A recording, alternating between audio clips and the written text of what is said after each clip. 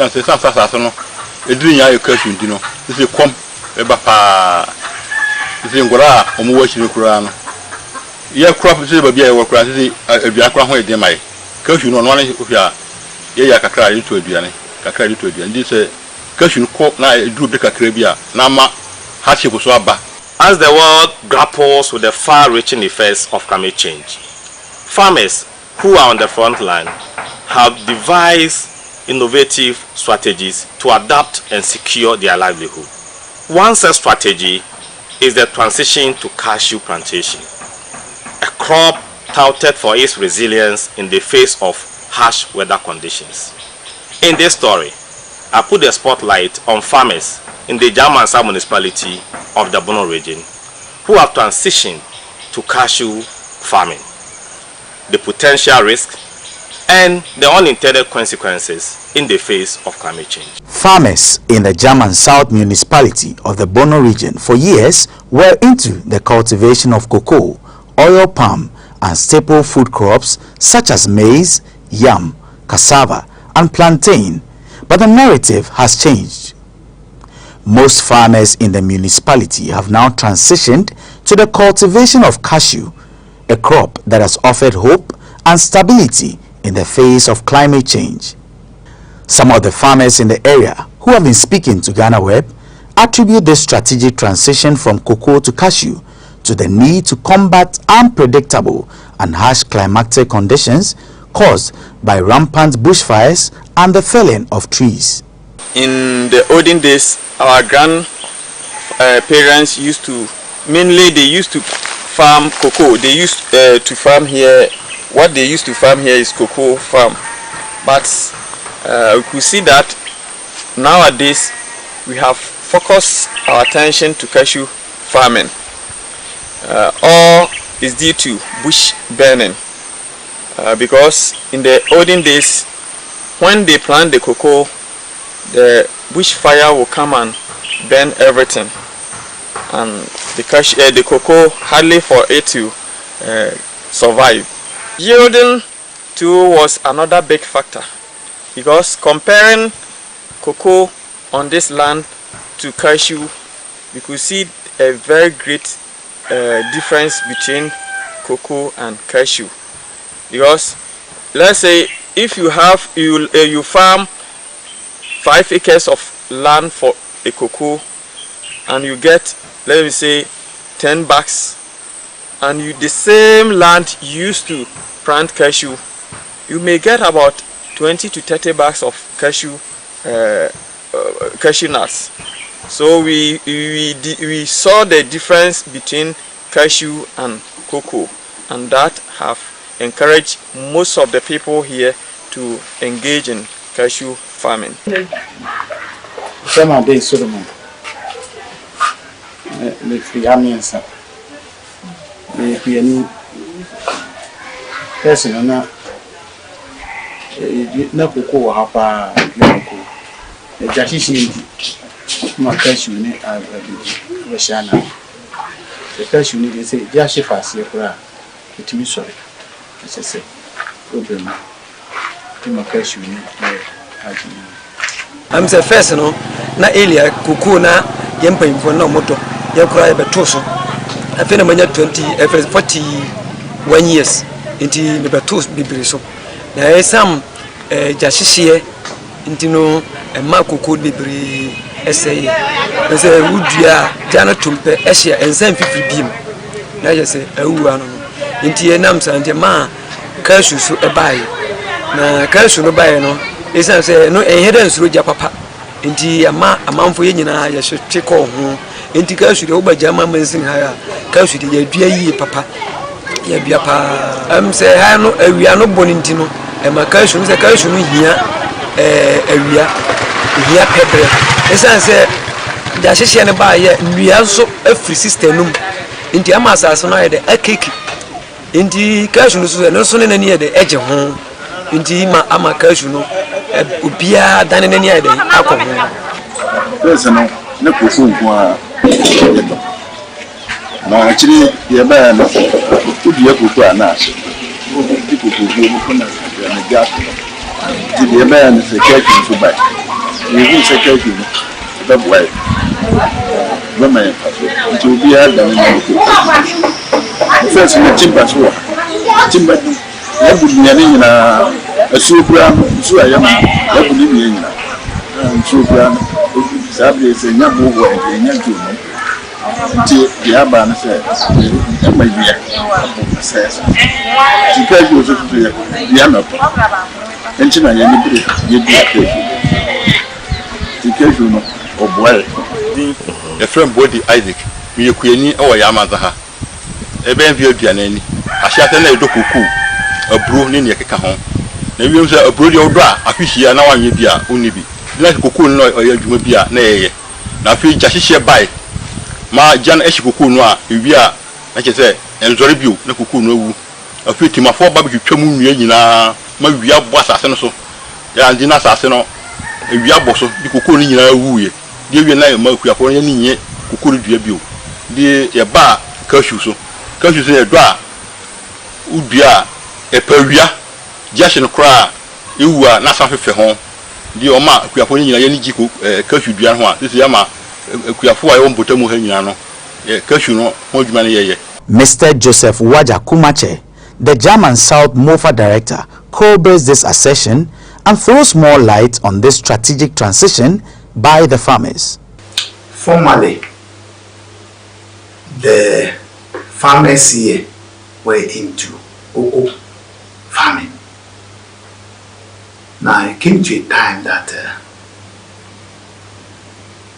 they have drought. Came to the time that drought came inside the system, which is climate change, and then bushfires.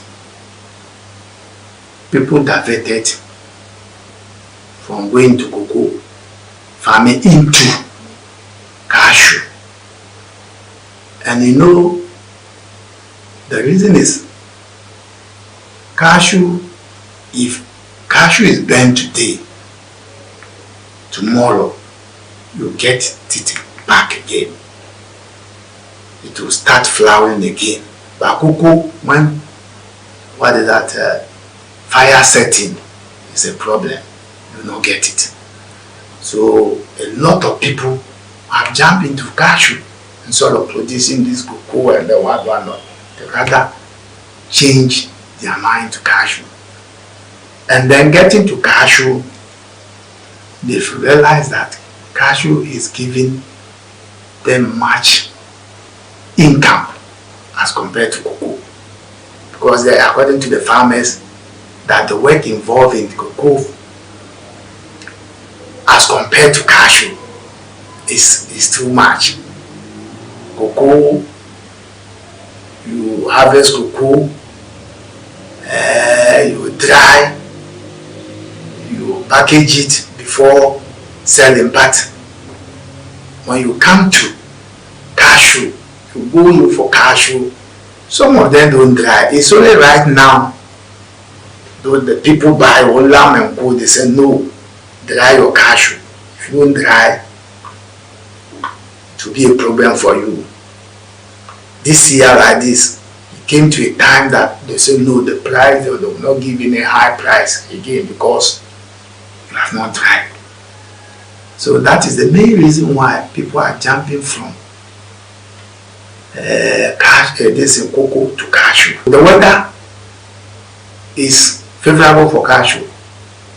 The soil is favorable for cashew. And then you know cashew love sun.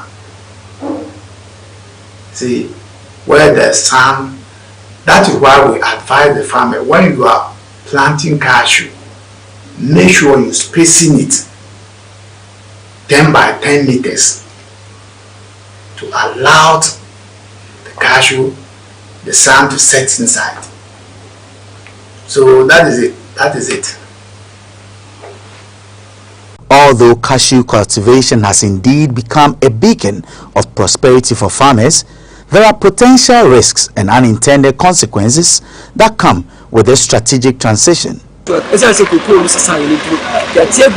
cashew so ye to say the make say we will be 150 say so bia na mimia bi be 100 enti asase no de make say asase na asa aye de ni nyina atu cashew enti na ye dwene wo say daachi ye nchiri ma no kwan be ngbe pa so binya ebeneti enti esese ka abane omre nanka onfa hihye kakra bi mra se na be ya cashew do no ibeti me kama isa se ye ka say aburosem widen asha se eyedin bodie no wa ya se eyedin banche kora de bobu banche hu nyina ayedin enti se abana mam fitia se samre na se koduru pempenso bi a yenim kwan ya ye ma no bebe fa so amoduansem ebe edin nti abare mbram na omebo meso ya se na hihye papa bi wa opa megu na kwan na nti muwai so le baba na se na makoma ba se sisi asase ni biya nso so ebe kegu nso so bi opedi ti biya nyina ye ti kombi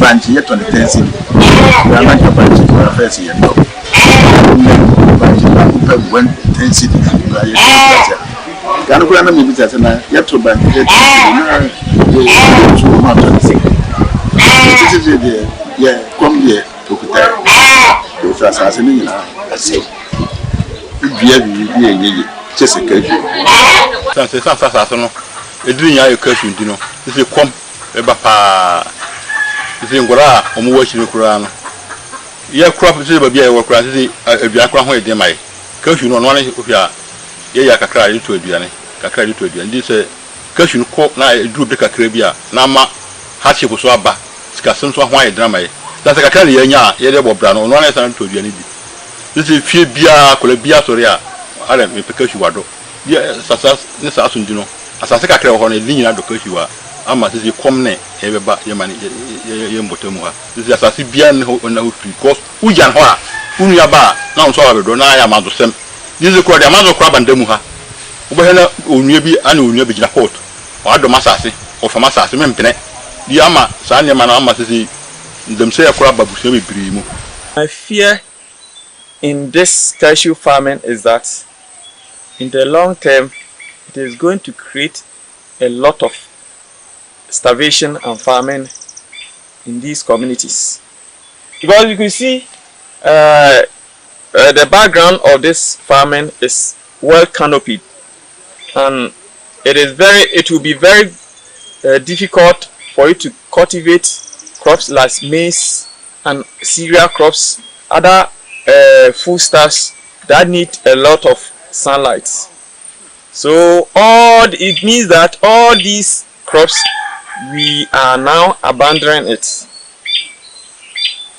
So in effect, getting food to feed our children will be very big problem.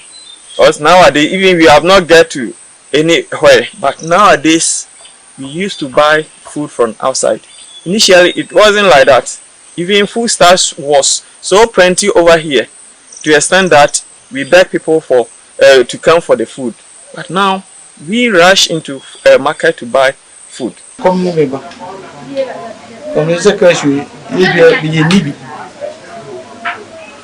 is Coco Rianya very Miller to be over. As you see, money very about me. You say, come neighbor. This is being said, I mentioned this and or reserve or dress from Ocean Wage a portion can be so don't Catrana. I say, we are none of them. So, yes, idea. Yes, the effect we have seen, Mofa have seen right now, which the farmers themselves have seen, is food security. To come to a time, food crops will be a problem. Even right now, no land for food crops. You see, there was a time people from this place were going to Western region, that is a side, for cocoa. It came to a time that Western side, they were not having land for food crops. So people were rather sending food here to that place. So we are seeing that cashew coming into the municipality, the cashew coming into the grounds here. The problem will be the food security. It will come to a time that they will not get food. Recognizing the need for a sustainable approach and diversity, the Directorate has embarked on measures aimed at encouraging farmers to cultivate multiple crops to mitigate the associated dangers and ensure a balanced agricultural ecosystem to create a future where cashew and other crops can thrive side by side. What MOFA is doing is that we educate the farmers. The master, if you have about 5 or 6 acres, don't use all for cashew. You get about 1 or 2 acres for food crops, and then that will help you. And then they sell. They come up telling us that, oh officer, this time here is not easy. Better yam ana banchi ana something or that's all. I say, see, so they deserve, they know it, and then we are educating them to do that. They should try as much as possible and get land down for food crops. Cashew farming presents several advantages in terms of adaptability, resilience, and economic opportunities to the farmer. The socio-economic implications for this over-reliance relative to price volatility, decline in food crop production, impact on food security, and issues of monoculture warrants complex and multifaceted measures to strike a balance that will safeguard both livelihoods and the ecosystems. From Yamiensa, I am Abajado Frank, GhanaWeb.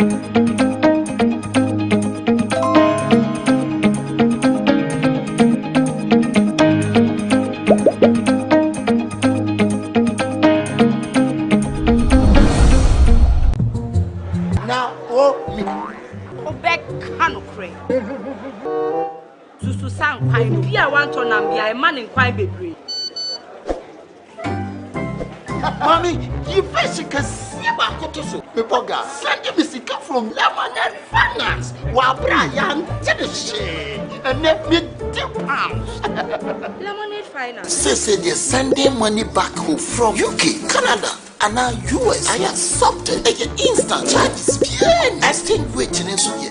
Unbeatable. We should be promo code Dr. Like Nenya £10, $10, and $10 for the first transaction. What is send this guy download to Lemonade Finance. Welcome to the Ghana ICT Hub, a partnership between MTN Ghana and the Government of Ghana through the Ministry of Communications and Digitization. MTN pledged to support Ghana's digitization agenda in line with its ambition to lead the delivery of digital solutions for Africa's progress. In fulfillment of this pledge, MTN Ghana has committed $25 million toward the realization of the Ghana ICT Hub project. The objectives of the Ghana ICT Hub project is anchored on the following: to create an ICT-enabled environment for human capital and ICT skills development, to develop an ICT ecosystem through remote access delivery to facilitate job creation for national development, to provide a modern, state-of-the-art physical infrastructure to serve as a pillar for the digital Ghana agenda. The physical infrastructure, when completed, will provide 4,000 square meters of space with the following facilities: laboratories for technology training and research, innovation hub,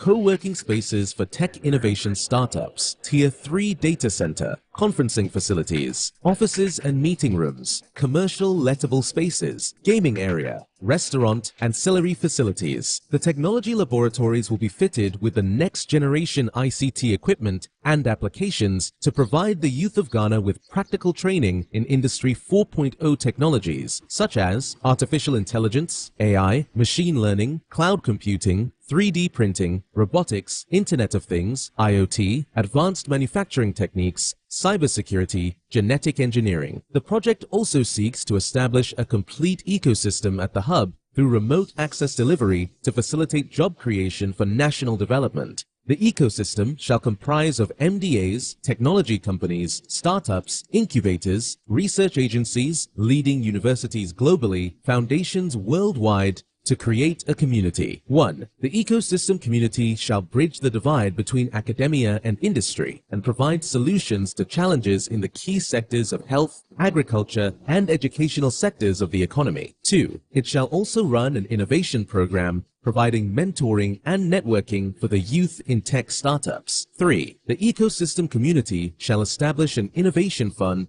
to support startups, research agencies, and other entities in the ecosystem. MTN Ghana and the Ministry of Communications and Digitization are championing the Ghana Digital Agenda for Ghana's development. Welcome to the digital age.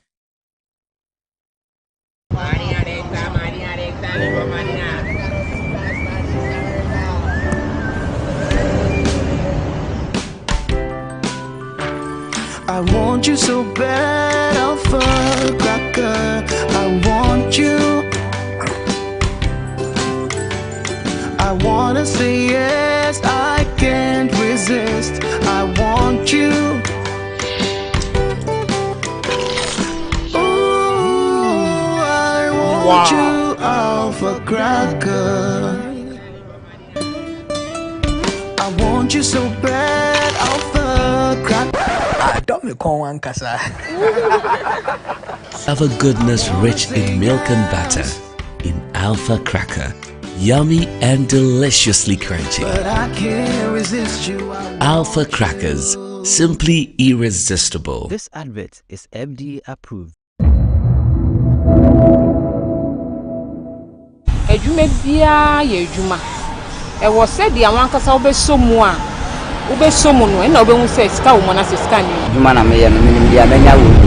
Nche bia no bokra na minim dia menya wo. Me baba say obaba de odi ni ko school a. Dachi obeware akotena be ma bi fie nsenya de papa bia obeya ma wo. Nti ni mama nyina wa fa yan ko school. Juma we de me kan kwalo o ye juma banka on fa on to me. Metuma ka se me de ku be 1000 pieces be ba. Metuma nya profit be 2000 won. Obia me ni wa nkola me say me hwa de mpo na hye me kawa pon mu say me so me wo nipa mu e wanye me hwa de wanhye wanye me hwe onye oba fufura na na ni bire afo ho oba bi no wa sport se no wa boni te no apagya no kon so me kwa na me ka se ni kon be bu o. This is the hustler story.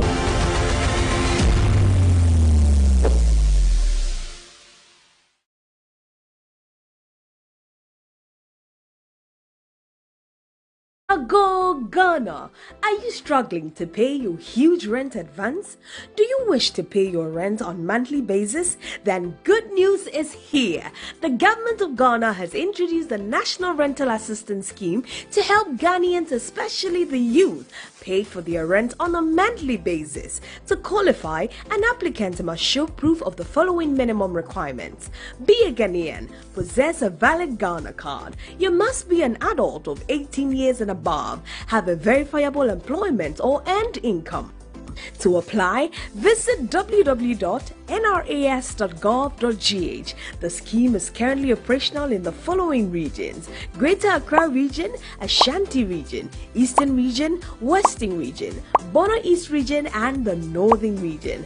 For further inquiries, contact 0551 341 515 or 0550 408 879. National Rental Assistance Scheme, making renting accessible for all. Everyone needs the perfect snack to munch on during a fun moment.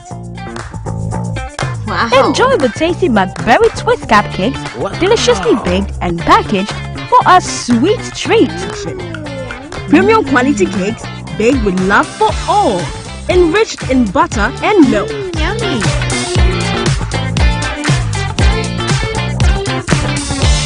Oh, McBerry Twist Cupcakes, simply irresistible. Try one today. This advert is FDA approved.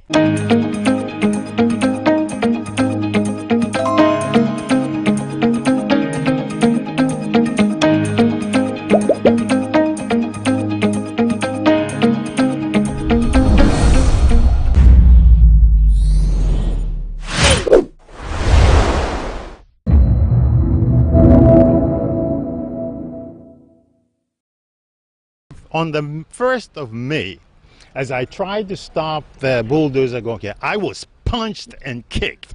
So I was physically abused.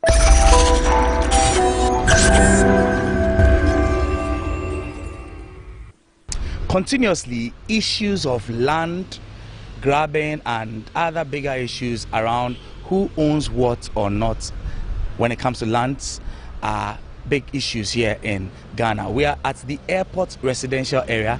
I'm here to speak with the son of the owner of a property that has recently come into the news because some persons have been trying to reclaim this land under the pretext that they are the original owners. My name is Eche Atisu and this is Say Loud on GhanaWeb TV. We speak with Richard Ishen. Hi, Mr. Richard. Hi, how are you? Thanks for coming. Thanks as well for having us. I hope you're doing well. We are hanging in there. Okay. All right. So we want to just delve right into the conversation. We would like to take a walk onto your property while we do that. So first of all, I want to understand who owns this property? This property was acquired by my father who died 2 years ago, Isaac Eshen, from a company he worked with called Pioneer Tobacco Company. Okay. Our family has been on this land continuously for about 50 years. 50? Yes. Okay. And you have lived here all your life, would you say? No, while I was outside the country, I wasn't here. But I have lived here by myself for the last 16 years. 16? Yes, 16 okay. years. All right. But my parents that were here before me. Okay. Now, I'd like to just understand exactly what your father did. You tell me your father is late? Yes. October 2020. Okay. Yeah. All right. So what did your father do? For a living? Yes.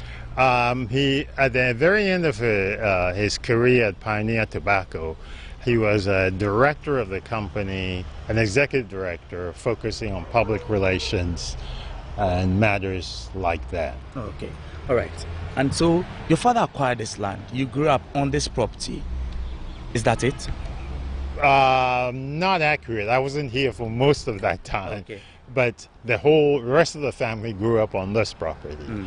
And they have lived here continuously for that period of time. Okay. So this is in a prime area, like we mentioned. This is airport residential area. How big or not is this land? This plot is about 1.4 acres. Okay. All right. Now let's now get into the issues of what's happening now. What happened to your building as we see it? It's completely to the ground now. Yeah. What is the issue surrounding this property and this land in particular? Okay. I want to start off by saying that there is no confusion at the Lands Commission as to who owns this property. However, somebody went to a court in Tema. Okay. And met a judge in Tema who gave them the right to possess this property as a default judgment. We were not informed, and I think that was deliberate. We were not informed of the case in Tema because that's the plan, that we don't know, so they can get the default judgment from that judge and then use it as a sledgehammer to abuse the rightful owners of this land. I don't know if you are curious about the story they tell in their documents to the court in Tema. What does that say? Okay. They claim that 40 years ago, in 1983, a man called Maxwell in Tim bought this property from my father. At a meeting with at the police station, the police headquarters, they were asked, do you know who this Mr. Tim is? Do you know where he is? Do you know if he's alive or dead? They said no, they have no idea who that is. But do you know any Michael in Tim? No, there is probably no such person. They claim that in 1995, an uncle of theirs, who is sometimes represented as in the U.S. or somewhere, sometimes in Canada, called Coomson, bought this property from Maxwell and Tim. Mr. Coomson never met my father or did anything with my father, but he bought it from somebody who claimed to have bought it from my father 40 years ago. And it is on the basis of that. Oh, of course, they lied in their documents that are saying that they live here and they've lived here all this time. That is not true either. So it was on basis of that that the judge in Tema decided that they had a right to possess this property. Now let's just situate this properly, because we are within the Accra area and you're speaking about a court from Tema. Yeah. How is that possible? I am not aware of exactly how it works. I'm not a lawyer, but I would have thought that an Accra court would have some jurisdiction over this property. I don't know how it works. I don't know whether you can get up from airport and go and file a case in Koforidua and claim that, well, I don't know how that works. I see. Now, so exactly when did these persons get onto your property, this property, and then cause this devastation? Was it just in one day? Okay, the original appearance here with the bailiff from the court in Tema was on March the 23rd, the 24th of March this year, 2023. Between that day and the end of April, they came here on numerous occasions, more than 5 times, to do damage. This is between what period? After the 24th of March this year and before the 1st of May. The 1st of May is when they brought the bulldozer to bulldoze this whole house while all our properties and records were in the building. I don't know what the purpose of that was, but clearly an attempt to cause maximum damage or intimidate us. Richard, I just want to find out, how did a bulldozer get onto your property when there was a gate at the entrance? Okay, the first thing that happens every time we get in trouble here is this. We had hired a couple of people to secure this property after being attacked repeatedly. On the morning of the 1st of May, a number of police officers from the regional police, CTU, arrived here. Counter-terrorism unit? That's CTU? I don't know what CTU means. Their claim was this, that they had been told that this place had numerous 30 or so land guards causing trouble here, and they were here to arrest them. They walked through the property and didn't see a single person except 2 of my carpenters helping me put up doors that they had broken. As the police officers left, they opened the door and these people rushed in. The group that came on the 1st of May was involved about 30 land guards on motorcycles, including other people in cars. There were numerous, over 50 people on this property doing this damage. And it was only after about an hour or so of the damage that the bulldozer arrived to do the last few things. What you have to understand about these people is that they're thieves. They steal things. In the time since the 2nd of March, they have stolen money. thousands of dollars.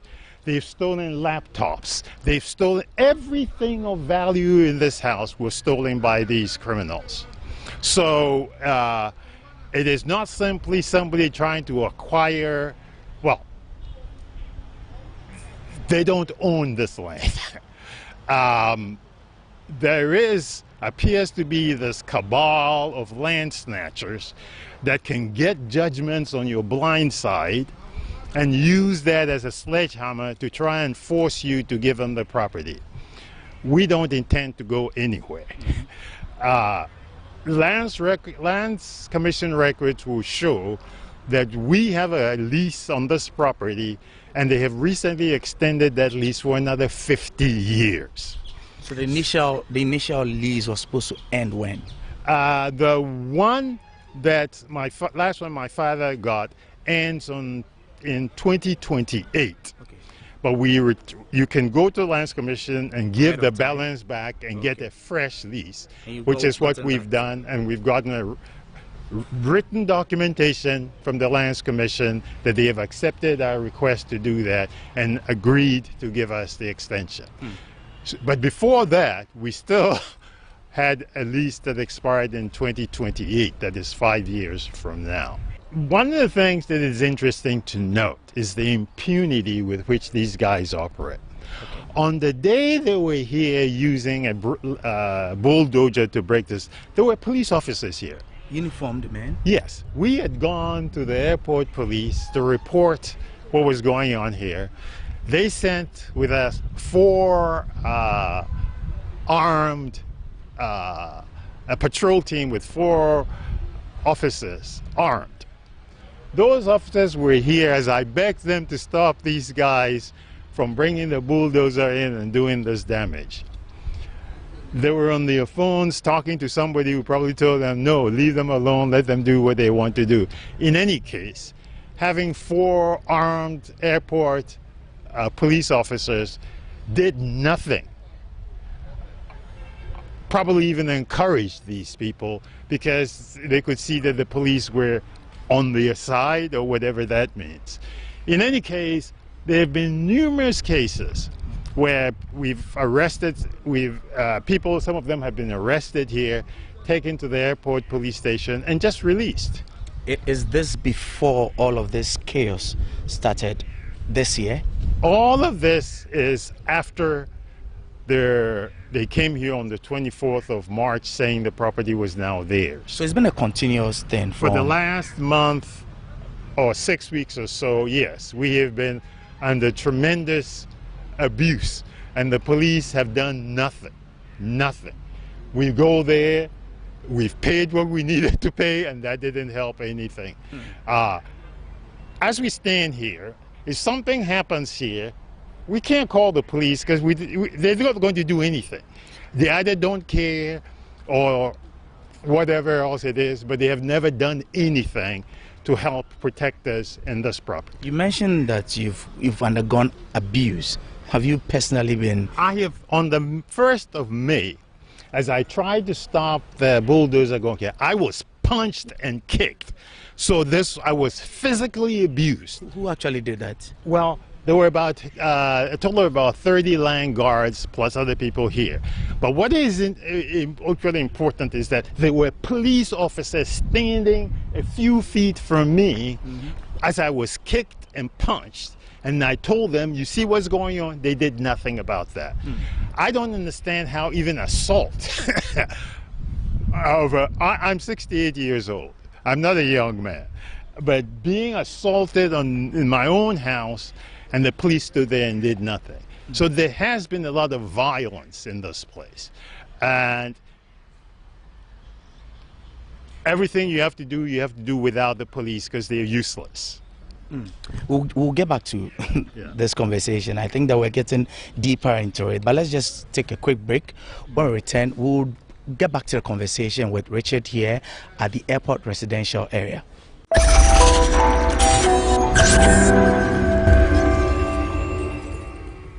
People got sending me sika from Lemon and Finance while Brian did the shit.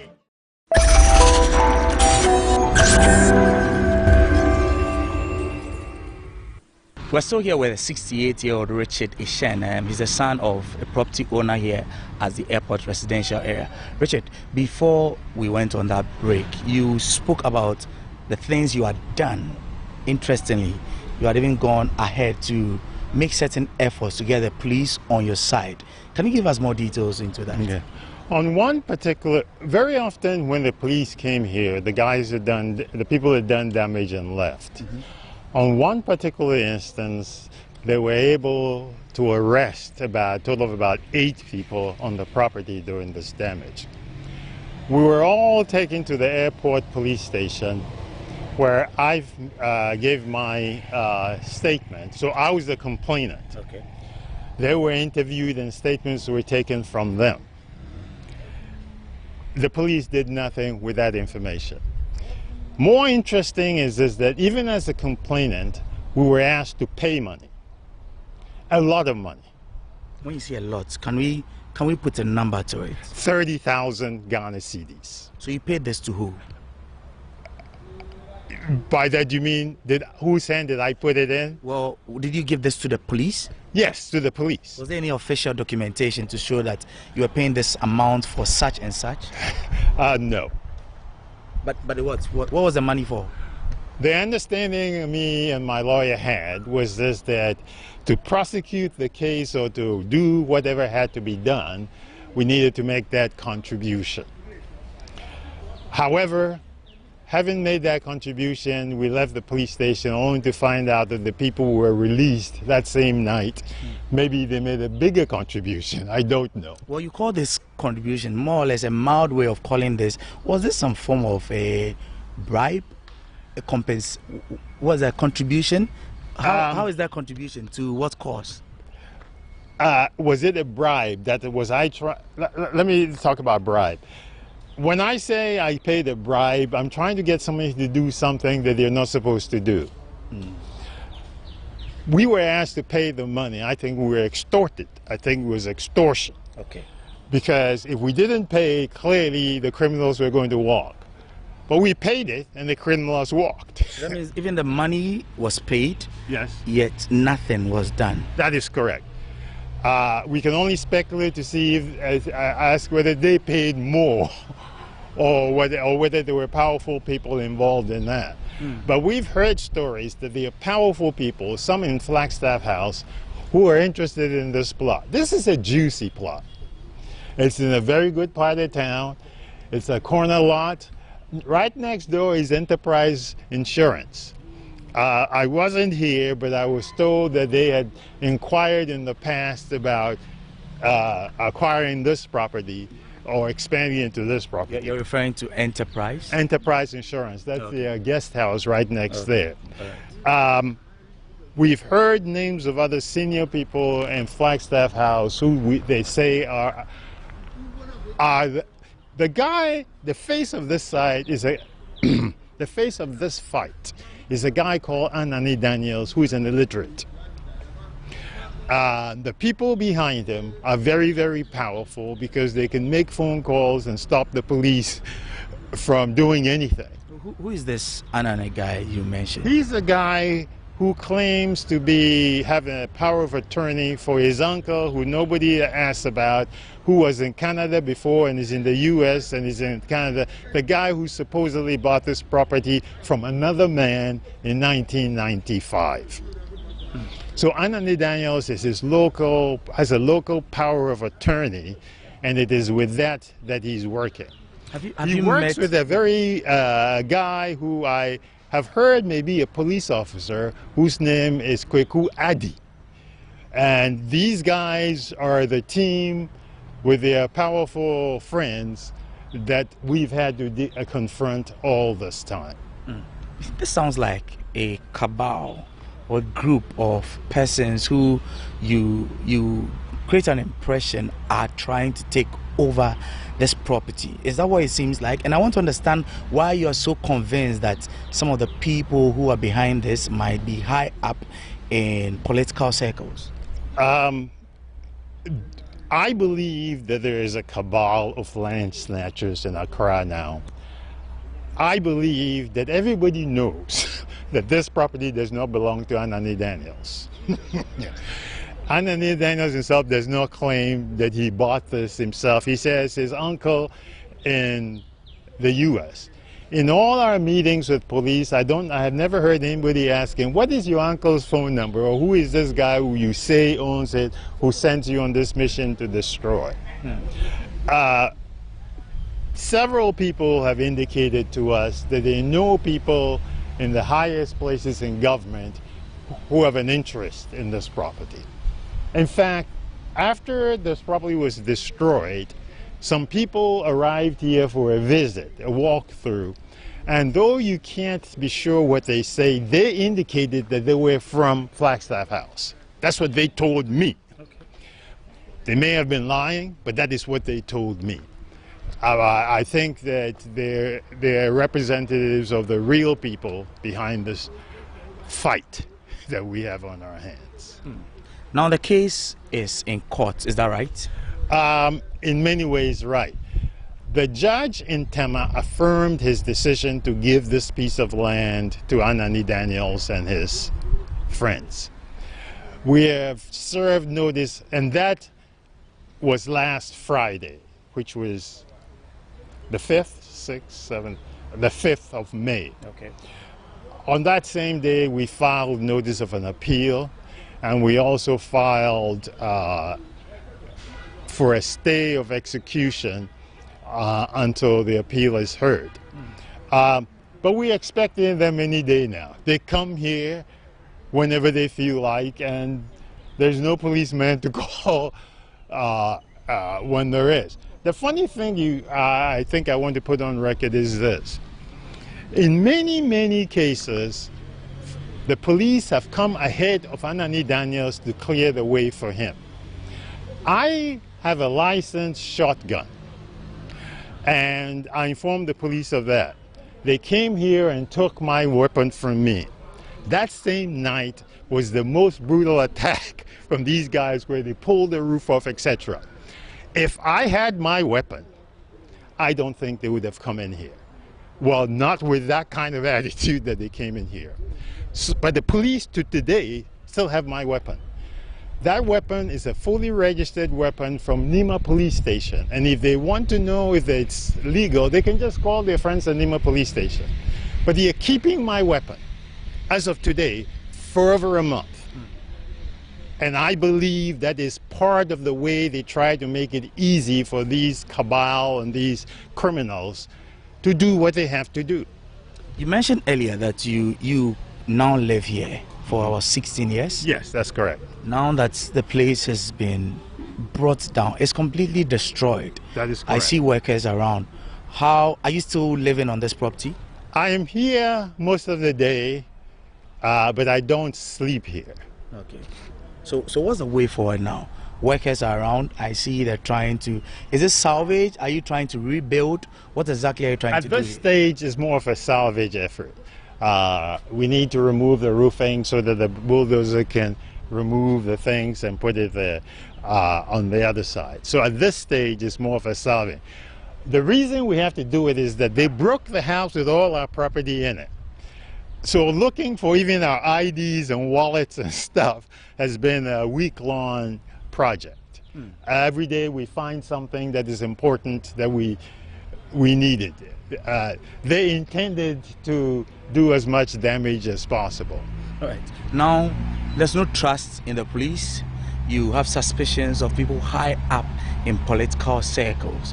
What is the next step? What are you trying to do? I mean, what are you doing actually to ensure that this property continues to stay in your name? Just like you've mentioned, the Lands Commission has records that this land is even in your family's name for another 50 years after 2028. What's the way forward? We have naively attempted to think that the courts will sort this out. And we are still in the court and taking every step. But everybody I meet tells me that everybody you're talking to knows the land doesn't belong to these people, and that maybe you should see if you can get some powerful friends of your own. So well, this sort of thing helps. because it tells people the story. And if there are any powerful men out there who want to do something noble, they can come in here and help us with this fight. Because this is not, it is sad to think that in Ghana, in this day and age, it doesn't matter whether you're right or wrong. People will use brute force, and the police cannot help you in that struggle. All right. Now your father is late. Yeah. Do you mind me asking where your mother is? My mother passed about, well, okay, before your dad? Yes, about 8 years before my dad. Yeah, and she died in this house. Yes. All right. So, and you have siblings? I have 2 sisters and 1 brother. Okay. All right. So now that it appears, are you returning to court anytime soon? Sometime this month we are returning to court, but we're also intending to take a little of on the offensive. For all this property damage, Anani Daniels and Kweku Adi, etc., need to be held accountable. So I'm meeting with my lawyers to see if we can file like a 10 million CD lawsuit almost immediately, challenging their right. First of all, we are claiming that these are fraudsters, and everything they claim is based on that fraud. And I think that some court should have a chance to decide whether they should pay for the damage that they've done here and all the things that they've stolen here.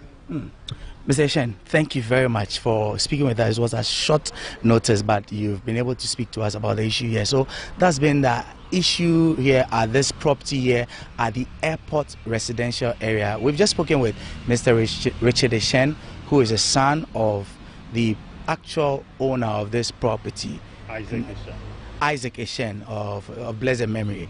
Well, that's been it for Say It Loud here on GhanaWeb TV. My name is Eche Atiso. Until another time, be safe.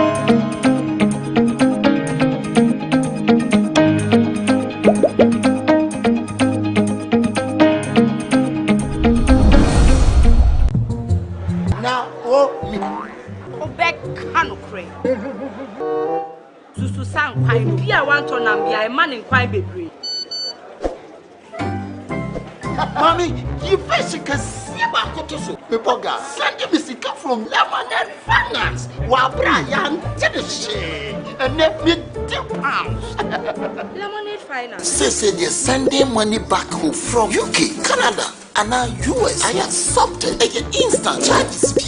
Exchange rate in unbeatable. We should make promo code Dr. Like £10, $10, and $10 Canadian for the first transaction. With this send this download to Lemonade Finance. Welcome to the Ghana ICT Hub, a partnership between MTN Ghana and the Government of Ghana through the Ministry of Communications and Digitization. MTN pledged to support Ghana's digitization agenda in line with its ambition to lead the delivery of digital solutions for Africa's progress. In fulfillment of this pledge, MTN Ghana has committed $25 million toward the realization of the Ghana ICT Hub project. The objectives of the Ghana ICT Hub project is anchored on the following: to create an ICT-enabled environment for human capital and ICT skills development, to develop an ICT ecosystem through remote access delivery to facilitate job creation for national development, to provide a modern, state-of-the-art physical infrastructure to serve as a pillar for the digital Ghana agenda. The physical infrastructure, when completed, will provide 4,000 square meters of space with the following facilities: laboratories for technology training and research, innovation hub,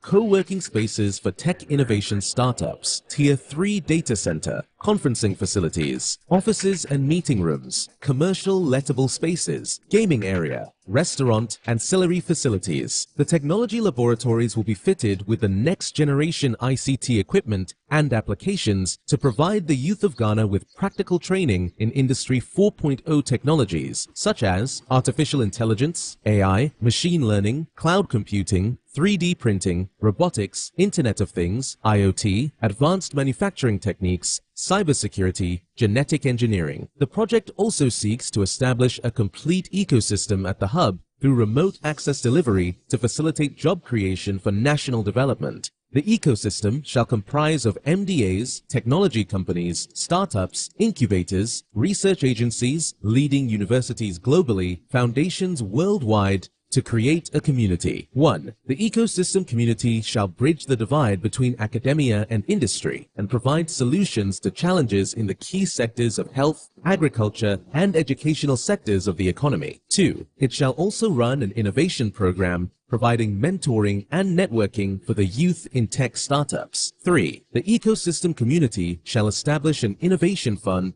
to support startups, research agencies, and other entities in the ecosystem. MTN Ghana and the Ministry of Communications and Digitization are championing the Ghana Digital Agenda for Ghana's development. Welcome to the digital age.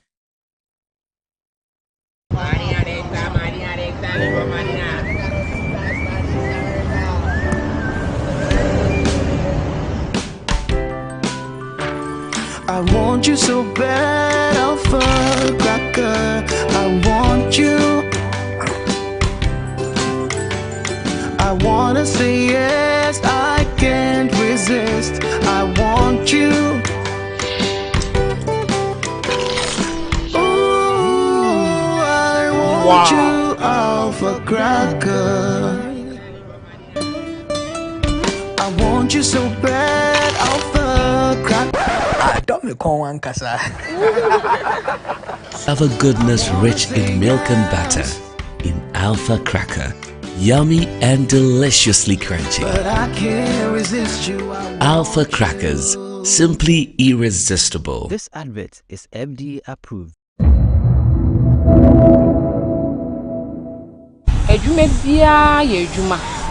E wo said the wan kasa obesomu a. Obesomu no e na obehu say sika wo na sika ni. Ejuma na me ye no minim dia menya wo. Che bia no bokra na. Minim dia menya wo. Bi baba say obaba de odi ni ko school a. Dachi obeware akotena be ma bi fie. Nsenya de papa bia obeya ma wo. Nti ni mama nyina wa fa ya ko school. Ejuma we de me kan kwala o ye ejuma banka o mfa ho ntom no. Metuma ka se me de kugebe 1000 pieces be ba. Metuma nya profit be 2000 won. Obia me ni wa nkola me say ya me hwa de mpo na hye me kawa pono mu say me su me wo nipemu e wanye me hwa de wanhye wanye me hwe onye oba fufura na ni bire afo ho oba bi no wa sport to sen wa boni ten wa pagya no consum ko na me ka se ni kombe bu. This is the hustler story.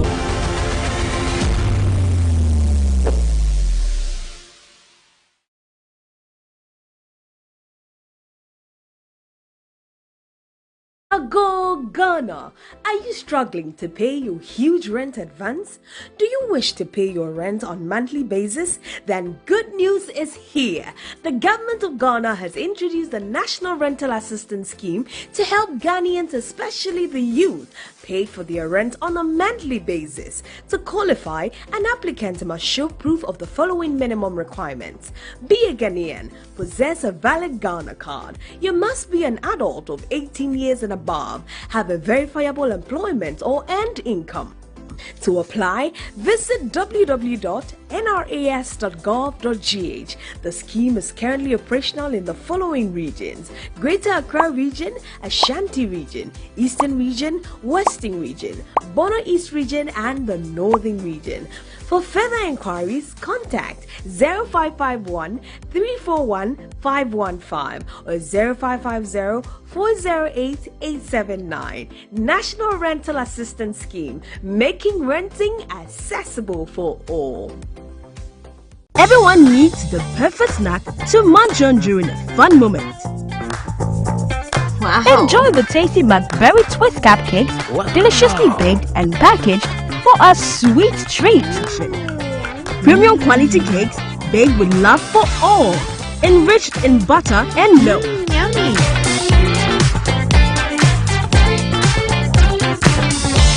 Oh, McBerry Twist Cupcakes. Simply irresistible. Try one today. This advert is FDA approved.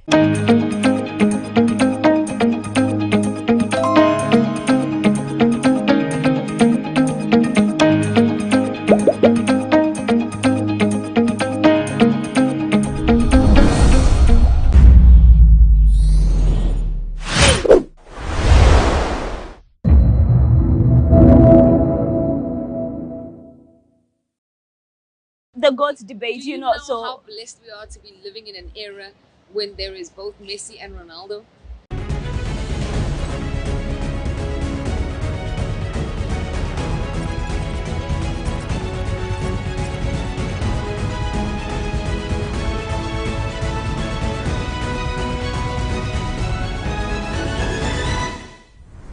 So the woman who boss, Julia Stewart, is a broadcaster with Super Sports International. She's our guest on Sports Check. Julia, you're welcome. Thank you so much for having me. How was your stay? It's been amazing to be here, getting used to the heat. Oh, goodness. But yeah, I'm really loving Ghana. I was not expecting anything when I arrived here, just to be part of Women of Valor. And my trip has given me so much. It's been amazing. Thank you. Have you tried any of our foods yet? Yeah, of course I have. Everyone's always going on about Ghana versus Nigeria. Jollof. So I definitely had to have some jollof rice. Plenty, actually. But have you tried Nigeria and jollof? And if you're going to rate, you haven't tried? No, I haven't. So it's 1-0 to Ghana at the moment. Energy. Great. So Julia is a studio anchor and a pitch-side reporter with Super Sports International. If you don't know, she's doing amazing stuff. She's a big inspiration to millions of people worldwide, including women. Now, Julia, we know that, okay, so the light, sound, camera, action, and then we see you on set, you're talking and all that. How do you handle bad days? Yeah, if I'm having a bad day, personally, you won't see that on screen. Great. You can't, because people pay a lot of money for DSTV subscription and they don't care about how you feel if you're having a terrible hair day or you don't like the place you're in, or none of that's got to matter. It's part of being the consummate professional to be able to fake it till you make it. Exactly. Right? That's what it's all about. So I think personally, if I am having a bad day, I don't think you would be able to know. Great. And that's part of learning how to deal with your emotions and how to manage, and knowing when you have to step up and step out, and like you said, lights, camera, action. We go. Great. Now, you've been a big inspiration to a lot of people, women. I also love what you say. I watch you and I'm like, oh God, you've got it. Did you always, was it always the thing that you wanted to be a media personality when you were young? Was that what you wanted to do? No, I had no clue. I actually had to take a gap year after matric, because I didn't know what I wanted to study. I just didn't know. And I studied film and media production. So it wasn't a journalism course. It wasn't with the intention of going to Supersport. I kind of just found my way. And I'm a firm believer of, if something is meant for you, it will find you. It was not easy. It was not easy. But it was a path that I am very grateful to have been able to navigate in my own way. And I think the journalism base that I have, having started as a print reporter, understanding how to construct news stories, understanding how to construct arguments from my university days, I think that I've tried to carry that into my presentation, in the way I ask questions, in the way you have to be brave to ask tough questions in the face of sometimes a defeat. A coach has just lost a game and he doesn't necessarily want to answer, or there's a red card or a penalty that wasn't given. Those are difficult. So I always go back to the basic principles of journalism and carry that into my presentation. But I definitely did not think I would be a Supersport presenter or land in Ghana and people would know who I am. Unbelievable scenes. That's Come crazy. on. Yeah. Yeah, you got big fans and all that. I remember one scene, was it last year, the gentleman said he wanted to take a picture with you. You have a lot of fans everywhere scattered. But you know what the thing Ghana. is? Negativity is louder. So the people who feel entitled, who want to say horrible things about you, they always make sure you know, and they do that on social media regularly. So when I do get a nice message, or when there is an incident like happened at the Cape Town City game, that's my hometown, by the way, Cape Town. Okay. So a fan had written on the board that he wants to take a picture. That was amazing. But, you know, big love from the people out in Ghana. We're on billboards here, by the way, because of Women of Valor. Great. I landed and I was like, hey, is that me? Wow. Your face all over. Yeah, but I've received a lot of love. And you know what? I appreciate it. I don't take that for granted. For someone to come up to you and say, I like what you do. You give me encouragement to also try and do better. I want to follow in your footsteps. I always tell people to make their own path, though. But to see that and to hear that in a country where you've only been for a couple of days is remarkable. It's a big deal. You, as I stated, I'm not going to lie. I'm also a young journalist, and then I love what you do. When I put down the people that inspire me, your name is definitely on there. Yeah, great. You're doing amazing. That's amazing. Yeah. Great. Thank you. So for a young girl who says she wants to be like Julia, she wants to be on the big screens. Of course, you've been through it all. What would your advice be to that woman or that young girl? So when I was growing up, there was no one who looked like me on TV doing sports. So it's not something I thought was possible or something I wanted to do, or one day I'm going to be there. It's not. I came into it because of my hard work, and the more I worked, the more I found opportunities. And I've always said, it doesn't matter your connections. It doesn't matter how you get into a place. The only way you're going to stay and make a name for yourself is through work ethic. And it doesn't matter. I don't care about being the prettiest or looking the nicest or sounding the best or having the best clothes. I care about being the hardest worker in the room. And that is what has gotten me to where I am today. So whether you want to be a journalist, or you want to be an actor, or you want to be, just thinking about the women who were at Women of Valor yesterday, you want to be a lawyer or whatever, you're not going to get anywhere without putting in the hours. Because nothing worth having will come easy. And you maybe it's not about studying or working hours. Maybe it's about the thinking that you do about what you want to do, or maybe it's you're putting in effort, whatever that is, and there'll be hours and hours of perfecting what you want to do. And then also just be open, you know, change path if things are not working for you, or be true to yourself. Because if you want to be a journalist, or you want to be a presenter in sport because there's space and there's more space, they need more women, but you don't love sport, you'll be found out very quickly. So yeah, you know, follow your passions and all of that advice that we always get, follow your passions. But just put in the work.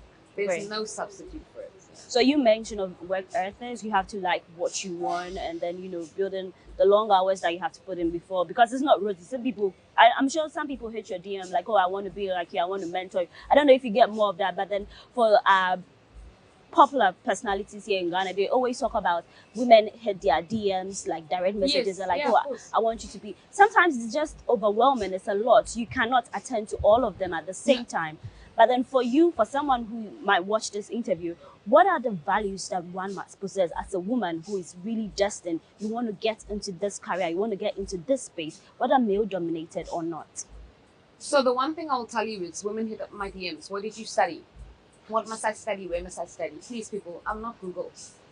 Go and look it up. Go and do your own research. You have to, you know, anything you want to do, you have to be educate yourself on the subject matter, right? So that's the first thing. Right. I'm also not a recruiter for universities. I don't know what the options are, where you can study, what your grades are like. So I can never answer that. But what gets me every time is women saying, so must I really study the whole 4 years? Or isn't there another way? Do I have to study? There's no shortcut. Well, we live in an age of instant gratification. I think the idea that you're going to make it because you're pretty, pretty lasts for like 5 minutes on TV, and then what else do you have? So you have to have substance, you know, you have to have passion for this thing, because we work on weekends. I work at 9 to 5. I work weekends, we travel, holidays, people are working. We are working here, you know? So you have to be really passionate, because if you don't love it, you will resent those hours. You won't like it. You know, your camera ladies are standing in the sun on a what day is today? Wednesday morning. Yeah, they'd rather be in the pool. Exactly. You know, but it's not always pleasant. The things you see on Instagram that we post, the interviews, or I went on a drive with a Formula E driver in a Porsche up Table Mountain. Amazing. But hey, that's not every day. So understand that it's not all glamour. And if you want glitz and glamour, then maybe this is not the best place for you. It's not the best industry. You have to be prepared. That is the most important thing. Because as women, unfortunately, we have to work twice as hard for people to think we are half as good as men.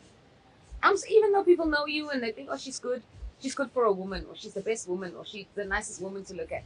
It's always going to be like that for us, unfortunately. Just accept it, but make sure you represent. Because if they're giving you a chance as a woman, there are like thousands of other women who also love to get the chance. So you have to represent, you have to do well, so that the next time there's a woman, they won't hesitate to give her an opportunity. Great. Yeah. Now, but just because you said that, you know, you've been in the space, you've owned the space, what has been some of your greatest challenge in the, you know, you talking sports, being in what they term as a male-dominated area?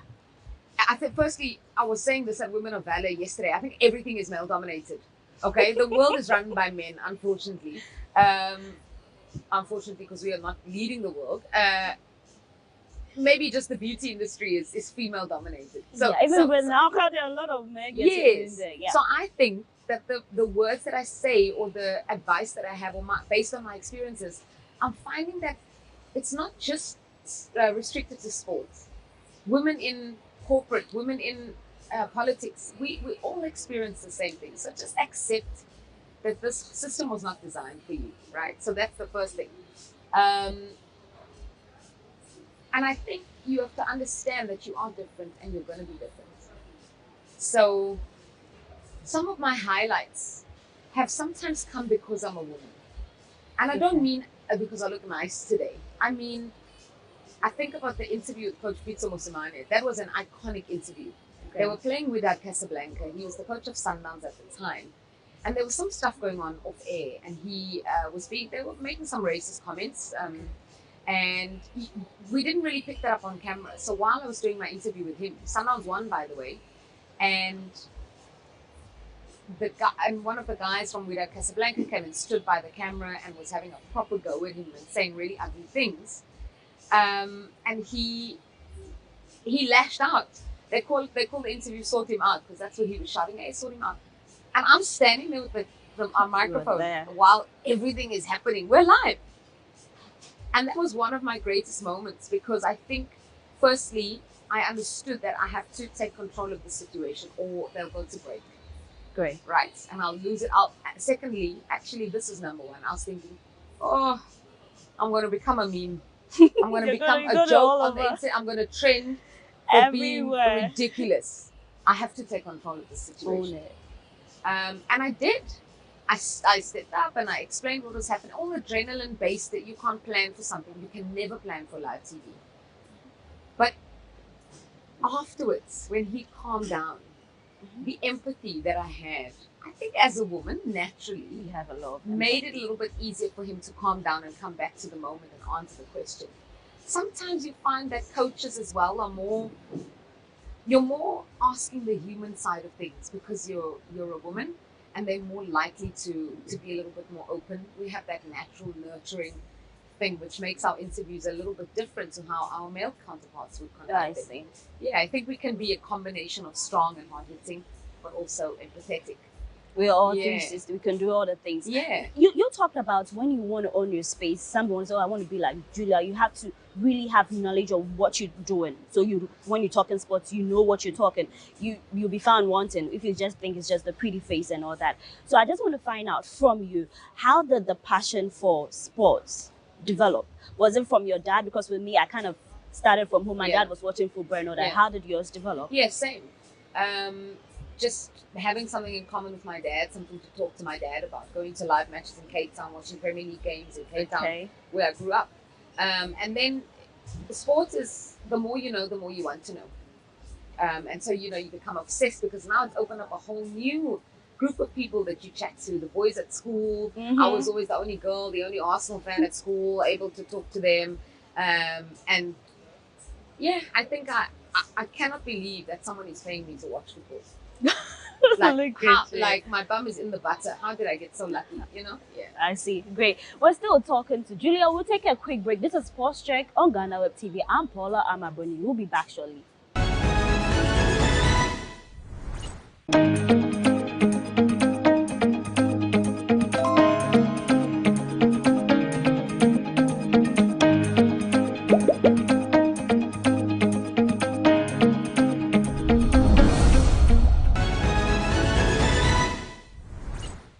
Yo, welcome back. This is Sports Check on GhanaWeb TV. I'm seated with Julia Stewart.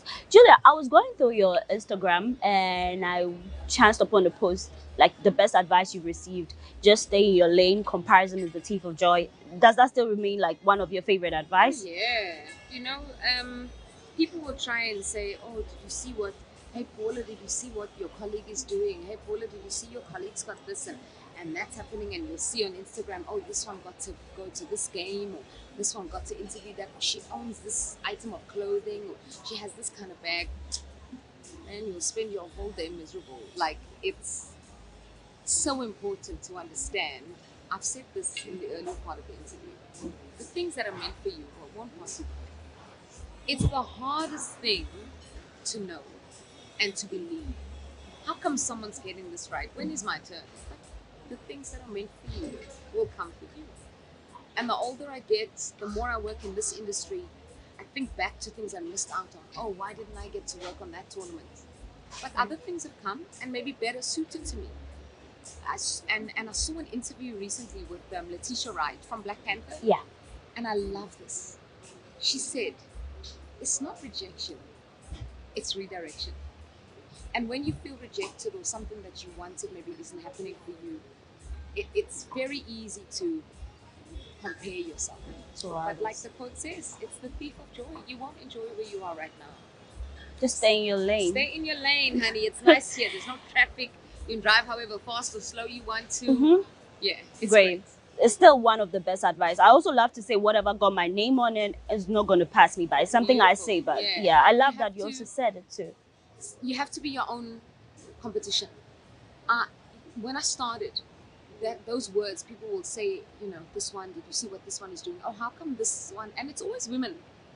You know, they divide and conquer is the way people try and deal with women. We also do it ourselves. We try and internalize it ourselves. But why? Can we also form a girls' club? Can we also change the culture from within? Can we also start to understand that things that are mine will be mine? Exactly. And maybe that's meant for me in that moment. Maybe something else wasn't meant for me. Great. Yeah, very important. Yeah. So, Julia, coming from South Africa, going to the World Stage Super Sports International, would you say that the space is big enough to accommodate other women? Yeah, 100%. There is so much space for everyone to shine, whether that be here in Ghana, on the Accra sports scene. I met so many TV broadcasters yesterday. So I know that there are a lot of women in sport, in the city, let alone this country. And we make a mistake. We think that there's only space for one woman to do well, but that's not true. There's space for everyone. And some people might be online, some people might be on TV, some people might be radio, some people might specialize in pitch side reporting, some people might specialize in studio anchoring, some might be great with podcasts. You just have to find what works for you and what you love. Great. So who are some of the well-known female broadcasters? In Ghana, we say we have Juliet Bewa. Yes, I know Juliet Bewa. I was with her at the World Cup. Yeah. She was also doing some work for Supersport there. My friend Chisom Mbono Ezuke, she's from Nigeria. She is amazing. And what I love about her, she's so passionate about telling stories. And she is really passionate about telling Nigerian football stories.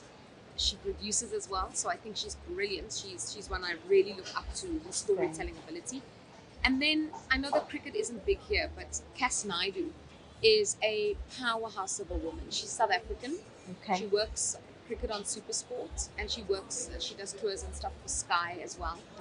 Cass runs a foundation and a set of women's awards called the G Sports for Girls Awards, and she is phenomenal. The way she started the website to tell women's sports stories, women in sports, the way she started the awards, and it grows year on year. I actually hosted it last year. Okay. I don't know how she does it because she has a family and she does this job herself, by the way, and then she still runs a foundation and does all these amazing things that highlights and bring the profile of women's sport more into the spotlight. So I really look up to her, not because she's a fantastic broadcaster, which she is, but because she's using her power for good to help others come up, to mentor others, and also to put women's sport on the map. Great. So there are a lot of women who are also in sports, doing things that would also, more of encourage young people who want to get into the field. Now, I know, let's talk more of women football. You've covered the FIFA Women's Cup and all that. It's a big deal and all that. But I just want to find out, do you think how possible, because some people, I'm not even going to say some people, I'll testify that when it comes to the Men's World Cup, there's a lot of eyeballs and all that. There's a whole lot, everybody want to know what is going on.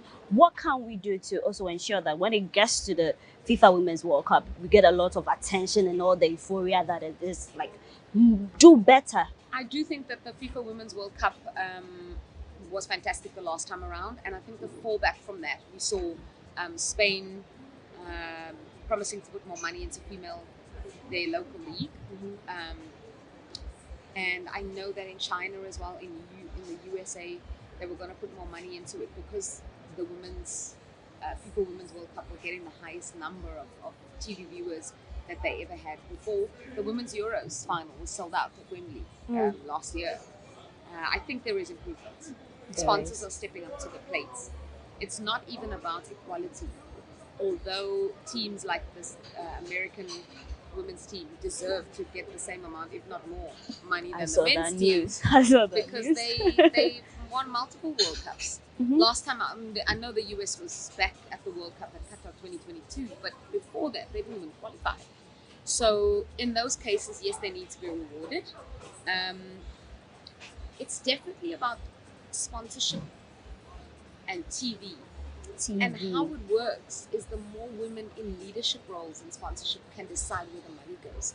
The more women in leadership roles in TV can decide where the money goes, where the rights go, what they're going to show. And I was pleasantly surprised at the number of men who messaged me to say, loved your work on the FIFA Women's World Cup semi-final or final. Great that they're watching. I think we're changing it, not even slowly anymore. I think female athletes are becoming household names, already, not just because there's a daughter in the house who plays football. But I want to say that the ICC Women's T20 Cricket World Cup in South Africa was just completed. Sold out stadiums. Sold out stadiums. And that is all about the marketing. Great. That is also all about the ICC as a sporting body saying, we need sellouts. And they've managed it. It was phenomenal. There was obviously a lot of celebration, a lot of hype, a lot of excitement because South Africa reached the final. The Momentum Proteas, they lost, unfortunately. It was their first ever final.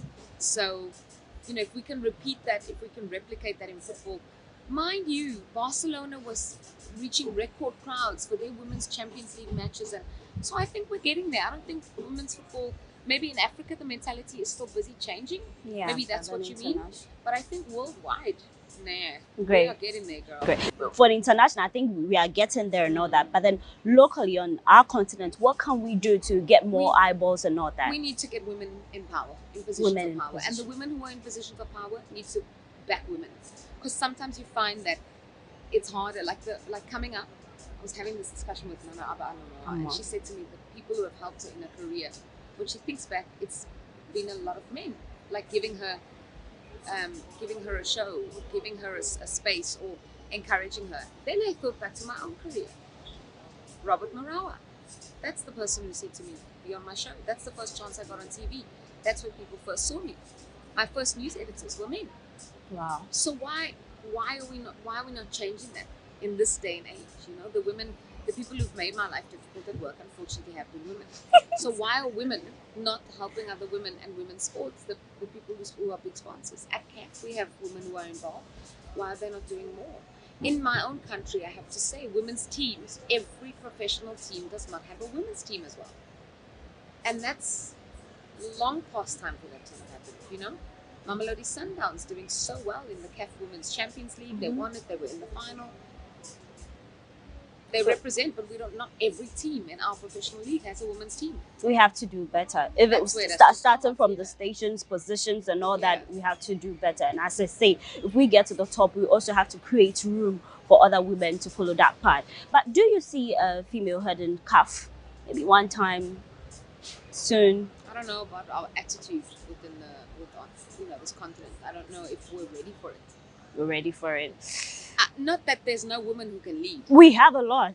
It's not that. We have. Are we ready for it? To accept? Great. I don't know. What do you think? I think we're born ready. It's just that some people might think that, oh, she's not qualified. The whole thing that comes with it. But then trust me, if we're given that position, we can do way better. But that's what I'm saying. It's not that women are not ready. It's the mentality of people, men and women, to say, can a woman do it? Can a woman lead? What? And the strange thing is, she won't just be judged on the job she's doing. She'll be judged on how she looks, who she associates with, what her hair's like, what clothes she's wearing. That's what we still face. But I love your style. Come to clothes. I love your style, the way you style. But wait, but between sneakers and heels, what are you going to go for? Depends. Depends. On the occasion. If I can get away with wearing sneakers every day, I will do that. Obviously not now. I'm wearing flip-flops right now, sandals, because it's so hot here in Ghana. But yeah, especially in the World Cup, I curated my own look. Yeah. With help from our Super Sport stylist. We have help. We have an amazing stylist at Super Sport. Great. Her name is Taryn. She doesn't just do style. She does image consulting. Great. So you say, this is what I want to look like. This is the brand I want to project. And she creates it. Yeah. I love your style, definitely. You. If I was supposed to rate your closet, I would not waste a minute. Yeah. It's difficult. I buy so much clothes because it's work clothes and real life clothes. And yeah, if I have like 5 different black blazers because, you're have on TV to 3 or 4 times a week. So exactly. You can't wear the same. Taryn won't let us wear one outfit twice in a season. Oh. She's crazy like that. No one remembers. I remember. That's what she'll say. The image is important too. Very. I've had to learn that. I never knew that. Starting out in this business, I thought, anything goes. And we have to wear those boxy big blazers and a shirt. We are not men. And men know we are not men. Even if you dress like a man, they know. I love what you're wearing as well, though. So Thank you. I think you have your own thing going on. Thank you, Julia. Yeah. Now, before we wrap, I just want to find out, who are your favorite Ghanaian players? Thomas Partey. Thomas Partey. Okay. I hope he wins the Premier League. Me this too. Season. I'm also an Arsenal fan, so amazing. That makes us Arsenal too. fans are so traumatized. People think we care about being top and falling off top. We are just enjoying life. I felt like we were so close to it, but hey, no. I'm just enjoying that we're playing beautiful football and winning. I have not seen that in a long time. I was at the Emirates Stadium and even to watch Arsenal beat Man United. Okay. And even the mood in the stadium is just different. Crazy. So love Thomas Partey. Riyad Mahrez, I think, is one who is very underrated in that Man City team. But he's phenomenal. Great.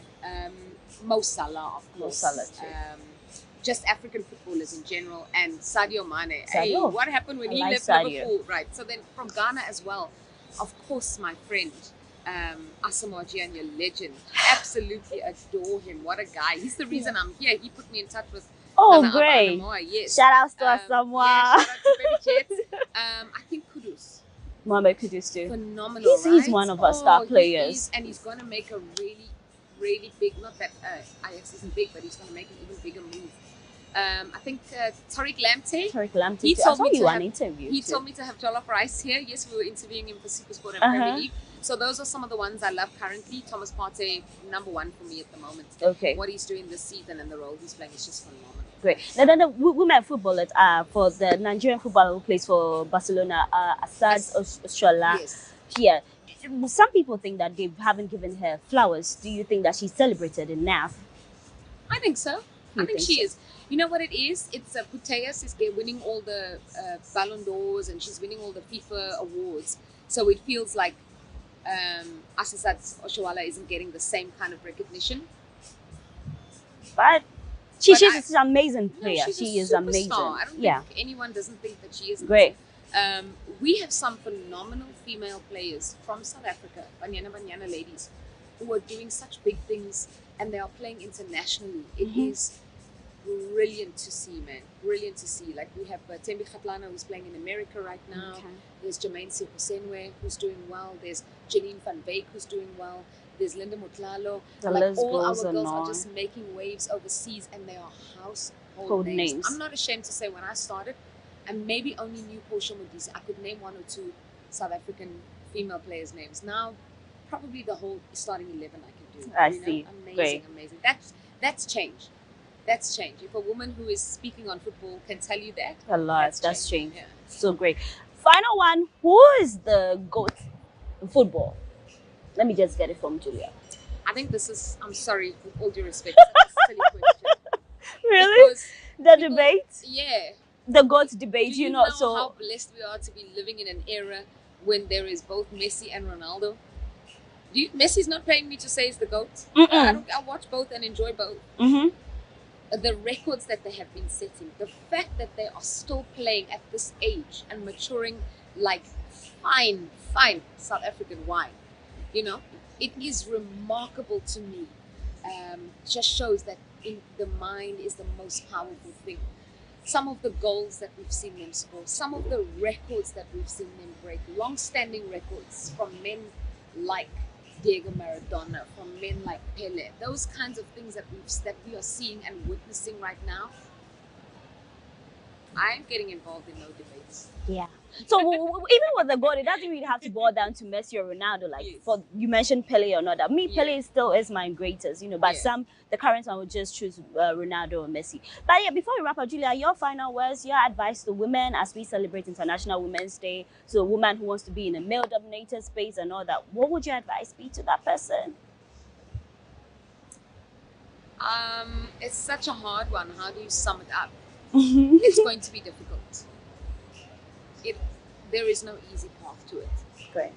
And as long as you maintain your integrity, as long as you do what you are comfortable with, as long as you give your best every day, you've got it. You've got this. Yeah, Great. You absolutely have got this. That's all. There's no secret to it. There's no special spice, Do it. no recipe. No, it's just about doing you, because your power is that no one is like you. There's only one you. Thank so you. just show up every day. Yeah. Thank you very much, Julia. It was a pleasure. It was an honor sitting with you to, Thank you for having talk me. everything sports and all that. Yeah, great. So I did this with Julia Stewart. She is broadcaster with Sports International. We had an amazing conversation with Talk Women's Sports. It was a 360. I know that you really enjoyed this interview, special one on Sports Check. I am Paula Amabruni. Thanks for doing the watching.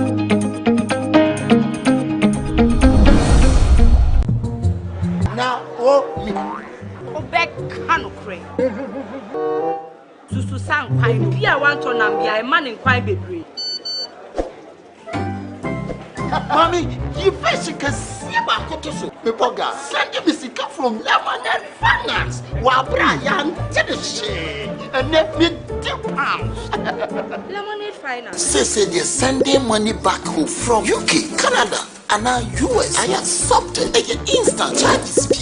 Extinguishing in Suya.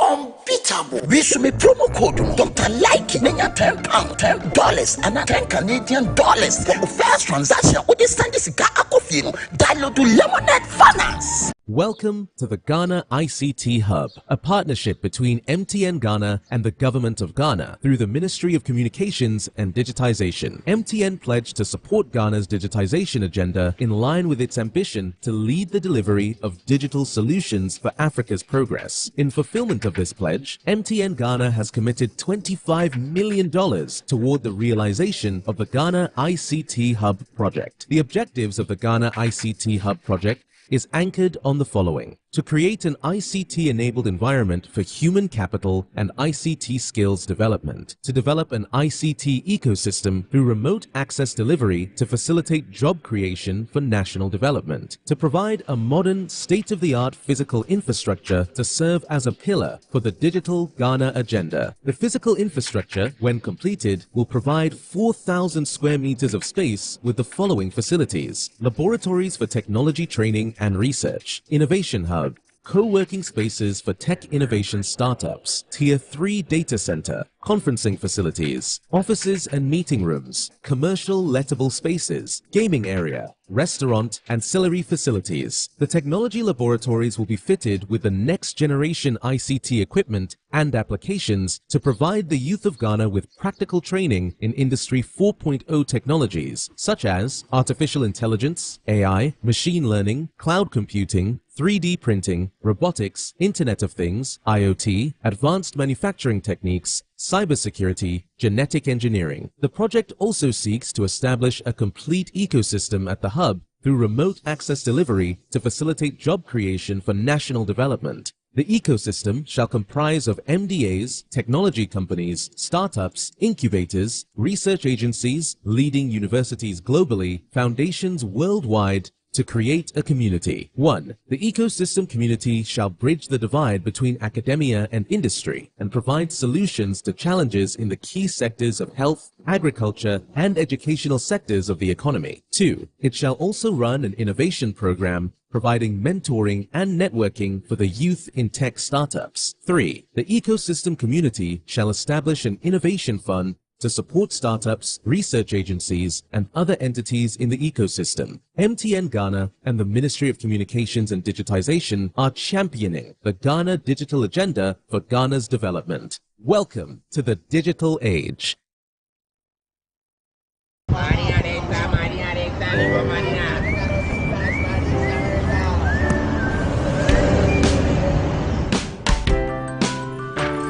I want you so bad, Alpha Cracker.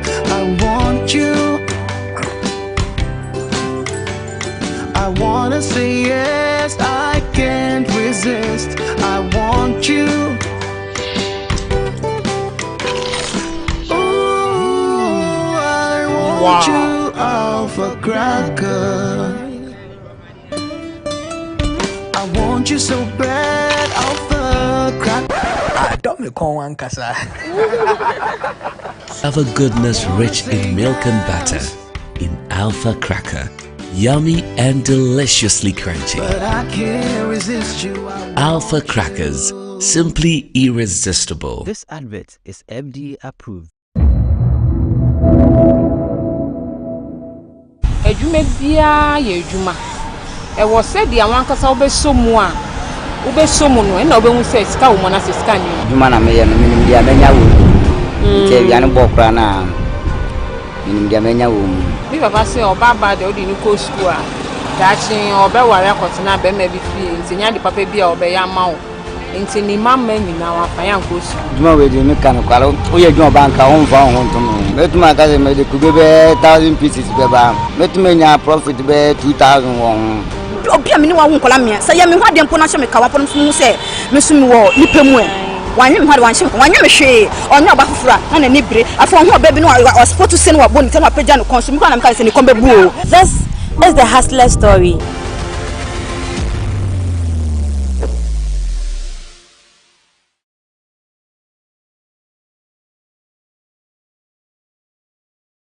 Go Ghana! Are you struggling to pay your huge rent advance? Do you wish to pay your rent on monthly basis? Then good news is here. The government of Ghana has introduced the National Rental Assistance Scheme to help Ghanaians, especially the youth, pay for their rent on a monthly basis. To qualify, an applicant must show proof of the following minimum requirements. Be a Ghanaian, possess a valid Ghana card. You must be an adult of 18 years and above, have a verifiable employment or earned income.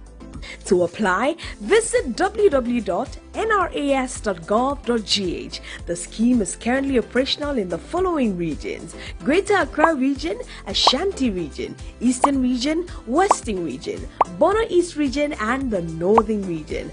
For further inquiries, contact 0551 341 515 or 0550 408 879. National Rental Assistance Scheme, making renting accessible for all.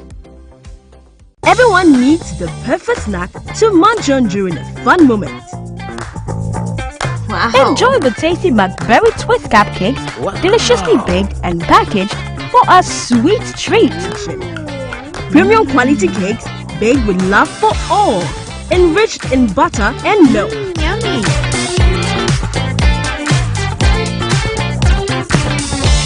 Oh, McBerry Twist Cupcakes, simply irresistible. Try one today. This advert is FDA approved.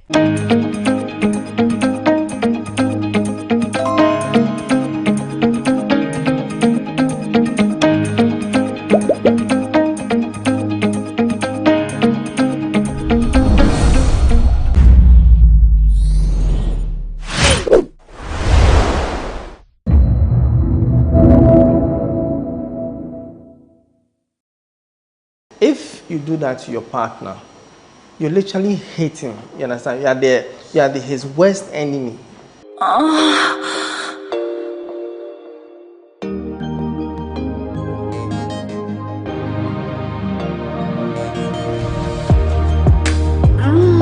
Right there.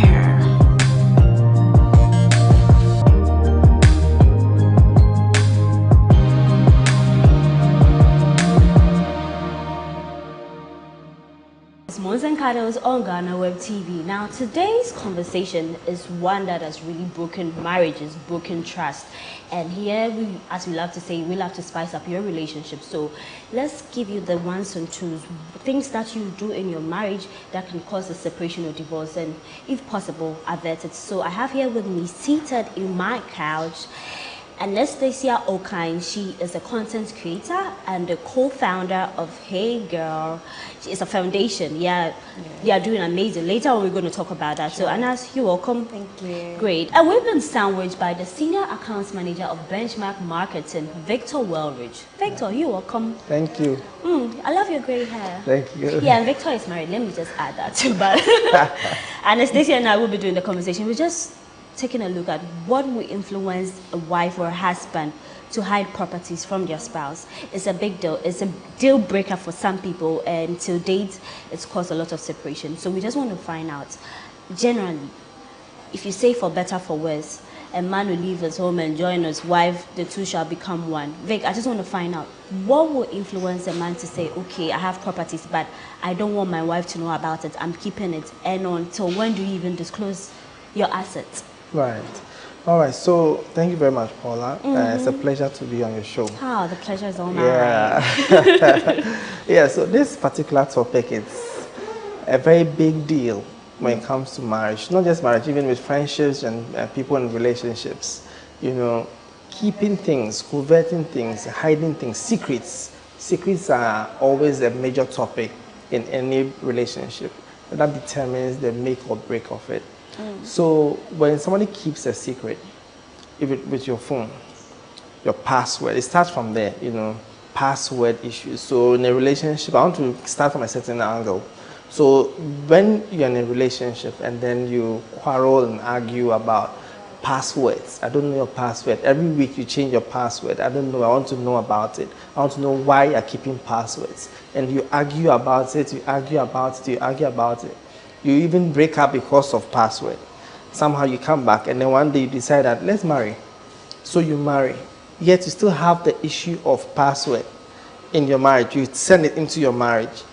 What has happened is that you've not solved a problem that has the potential of escalating to something big as we are discussing this topic, Okay. of you acquiring something and then keeping it from your partner. So if you have mastered the way and will to even keep passwords from your partner, then you can do same with any other thing. All right? And you see, when you get to a point in your marriage where the marriage now is about convenience, you know, you are married because of the kids, of our one children. And I'm in this marriage because of my children, not you anymore. When the center of attention is not your partner anymore, then you don't see the need to now, you know, be responsible for them or be accountable to them. Okay, right? so you're not feeling the responsibility to be accountable to them leads one to hide properties or whatever it is from Yes, their it's one of the factors. It's one of the factors. It's one of, there are so many other factors. But let me ask you, you're married. Yeah. Would you hide such a thing from your partner, or you are very open? Well, I'm very, very open. If I will hide anything, then it could be for a good motive. It could be for a reason that maybe I want to buy her a particular car. You save the good motive for now. Now let's play the devil's advocate. So, and as Vic described it as a secret, keeping a secret from your partner, I just want to find out from you, if you're married, are you going to declare all your assets to your husband? So then my question will be, at what point did I acquire these assets, right? So did I acquire them before the marriage or within the marriage? Now, if it is before the marriage, I don't see the need to. Okay. Because the thing is that, what am I declaring these assets to you for? What is the end goal, right? Is it to where you come to participate in the sustenance of what I have had before I met you? What is that knowledge of use to you for? If it's not, then I don't see any reason. However, if we are at a certain point in our relationship where declaring it, it's just like, you've got yours, I've got mine. It really doesn't affect anything, whether I know it or not. Okay, I'm just going to say it, but that's just for saying sake, not to get any, contribution or some sort of, ownership or claiming from the partner. No, I'm not going to declare. I'm not declaring my assets in a relationship that I acquired before the relationship, before the marriage is certified. So that's the thing. We tend to keep things. I think our generation currently, we tend to keep things from our partners because the people we end up with are not deserving. If you are really in love with someone, if you really chose right, this is the person who is meant for you, this is the person you see building a future with, I don't see what will hinder you from being open to them. These are the people who see your nakedness, you're having a child with the person, for better, for worse, you sleep in the same bed. Like, I don't really, of course, it might be that maybe the person that you're marrying is selfish and you've seen certain characters, as Anas was saying, if you come clean and then we are good. But then I really don't understand when it's married, because you are married, of course, so how? You see, something must always go wrong for you to change your character towards your partner, right? So you may have experienced or seen a certain recurring problem with the person, with your partner, and you realize that this guy is not changing. Perhaps he's selfish, all right? Okay. So if he's selfish with his things, then why don't you also be selfish with yours? Okay. But the thing is, wouldn't you have recognized these signs in the premarital stage? Yes, you have. That's why I mentioned the thing about passwords.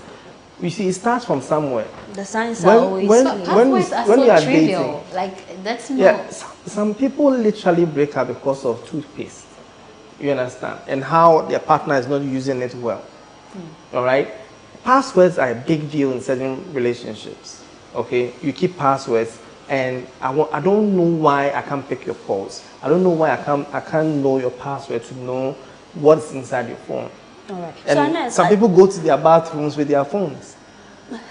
They're just busy something. I got stuff to do. I know. So if you find out that your husband, let's not say you have decided, okay, maybe sometimes if you get married and then you've acquired properties before the marriage, you love to keep it to yourself. But how would you feel if your partner, maybe of 10 years or 15 years, you find out that he's got a complex. This complex is making money for him and all that. And maybe you have a joint account, and this joint account is where you spend money from. how would you feel if would you say you've been betrayed if you find out that your partner had a huge edifice that is fetching him equal money that, you know, he knew nothing about it? So yeah, that's a problem, because at this point, our agreements within this marriage is we are going to have a joint account. But then if that's the basis of our marriage, right, then to a certain degree, I would want to know, except we agreed on a specific amount. And so whichever way I'm bringing in that income, you don't need to know about it, right? But then if now you've got something elsewhere, and you still demand the same things of me per our marital agreement. I'm a woman, you're a man. What is the foundation of our marriage? Are we paying traditional gender roles here, right? Are we saying that you, the man, are the sole provider of the family we are creating for ourselves, such that to my underwear and everything is on you? And that is what a traditional marriage is. That is what we came to see growing up. I mean, within the context of traditional marriages with our parents and our grandparents and whatnot. Fortunately enough, it's not like that these days anymore. But if we are going that route, right, then I would want to know where else your money is coming from, because that is the agreement from the beginning. If it's not, then I don't care. Again, I'm the person is gonna, okay, so why are you hiding this sort of? But then was he intentionally hiding it? Such that when he sees me coming, he's trying to put stuff, you know, somewhere else. That is just being malicious. Let me just put it that they are can we kaba but it's a thing that sometimes you tell women who are going to get married. Yeah. Now you are married, so I'd love to get your view on this. In a situation where you made mention that sometimes it's for the good purpose. So maybe for your 10th anniversary, you want to give a big gift to your partner, so then you are hiding this thing from the person. But in the case where you're going to get married and then your mom or your family tells you that, okay, you know, you are going to form a family, but you have to get something for the family. So then as a woman, she's thinking, I need to build a house for my mom, but I don't have to tell my partner. So you start the project, you buy the land, you start the project, you are building, and then your husband, it might be your money or odo, but then for your husband to find out that, okay, you are building a home or a house for your family and I knew nothing about it, I just want to know, are you obligated to tell the man that you are in the same house, the same room with that? This is the project I'm doing for my family. Maybe this is the project I'm doing for my sister. Or you say you move like that. Does that work? Oh, I'm just doing my thing. Does that work in marriage? Or once you come together, it should be a partnership? Yes, absolutely. You see, once you're in a legal agreement with someone, unless maybe you just go and do the traditional, even the traditional thing is now legal. So once you're in a legal agreement with someone, whatever you do, whatever you acquire within that legal agreement, it's for both of you. So if the lady decides that I'm building a family house for her family, and she's doing that secretly, and I find out, sorry, I can take her to court. I can take her to court, and then the court will decide how that property will be distributed or shared. Definitely it won't go to her family.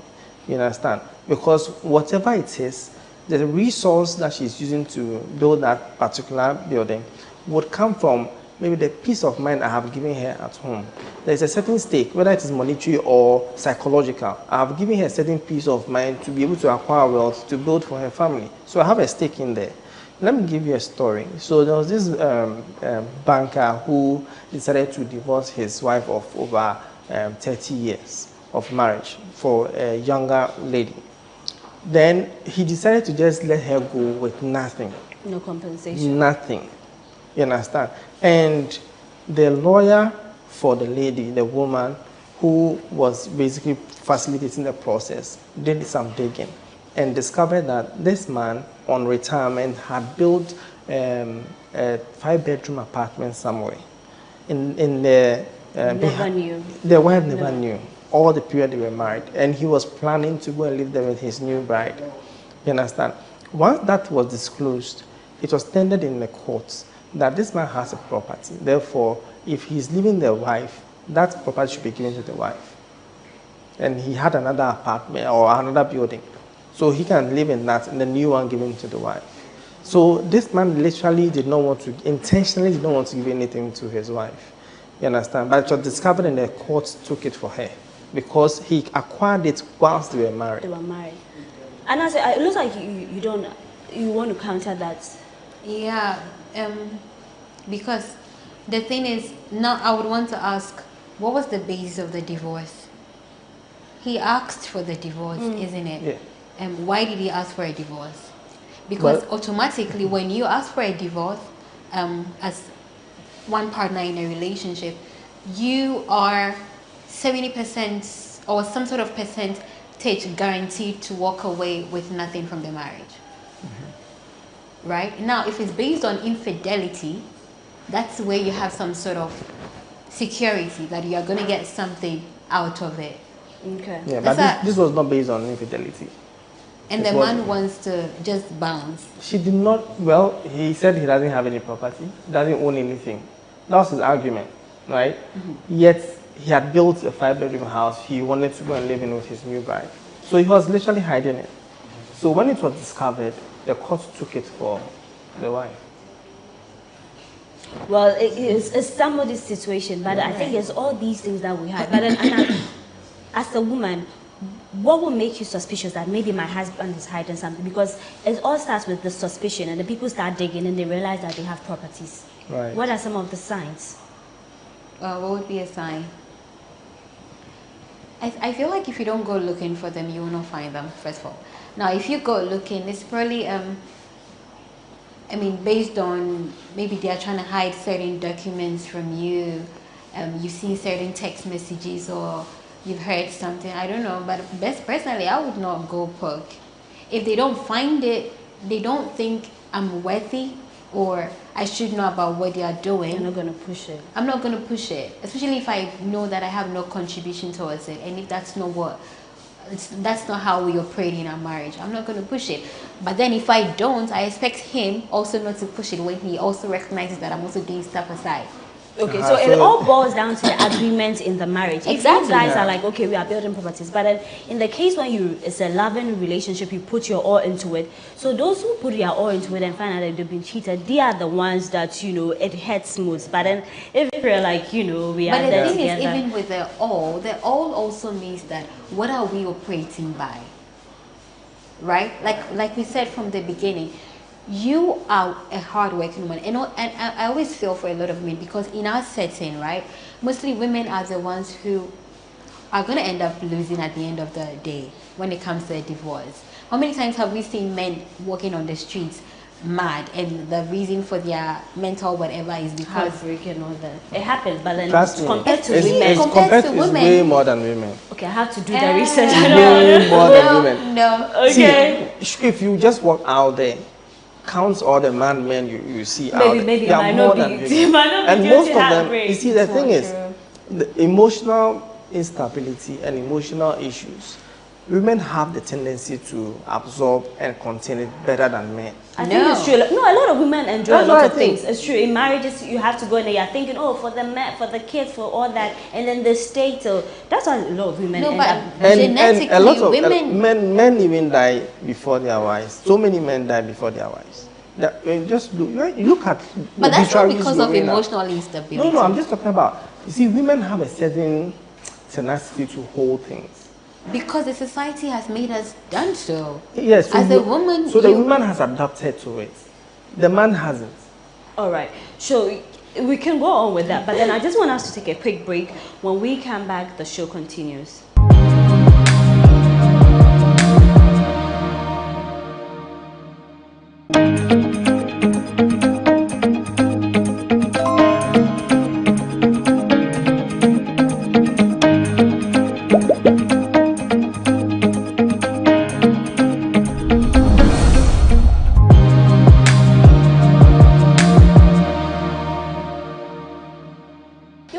This is Moons and Candles on GhanaWeb TV. Now we are coming to you from Andy's Barber Studio here at the Legon City Mall. You can walk in anytime from 9 a.m. to 8 p.m. daily.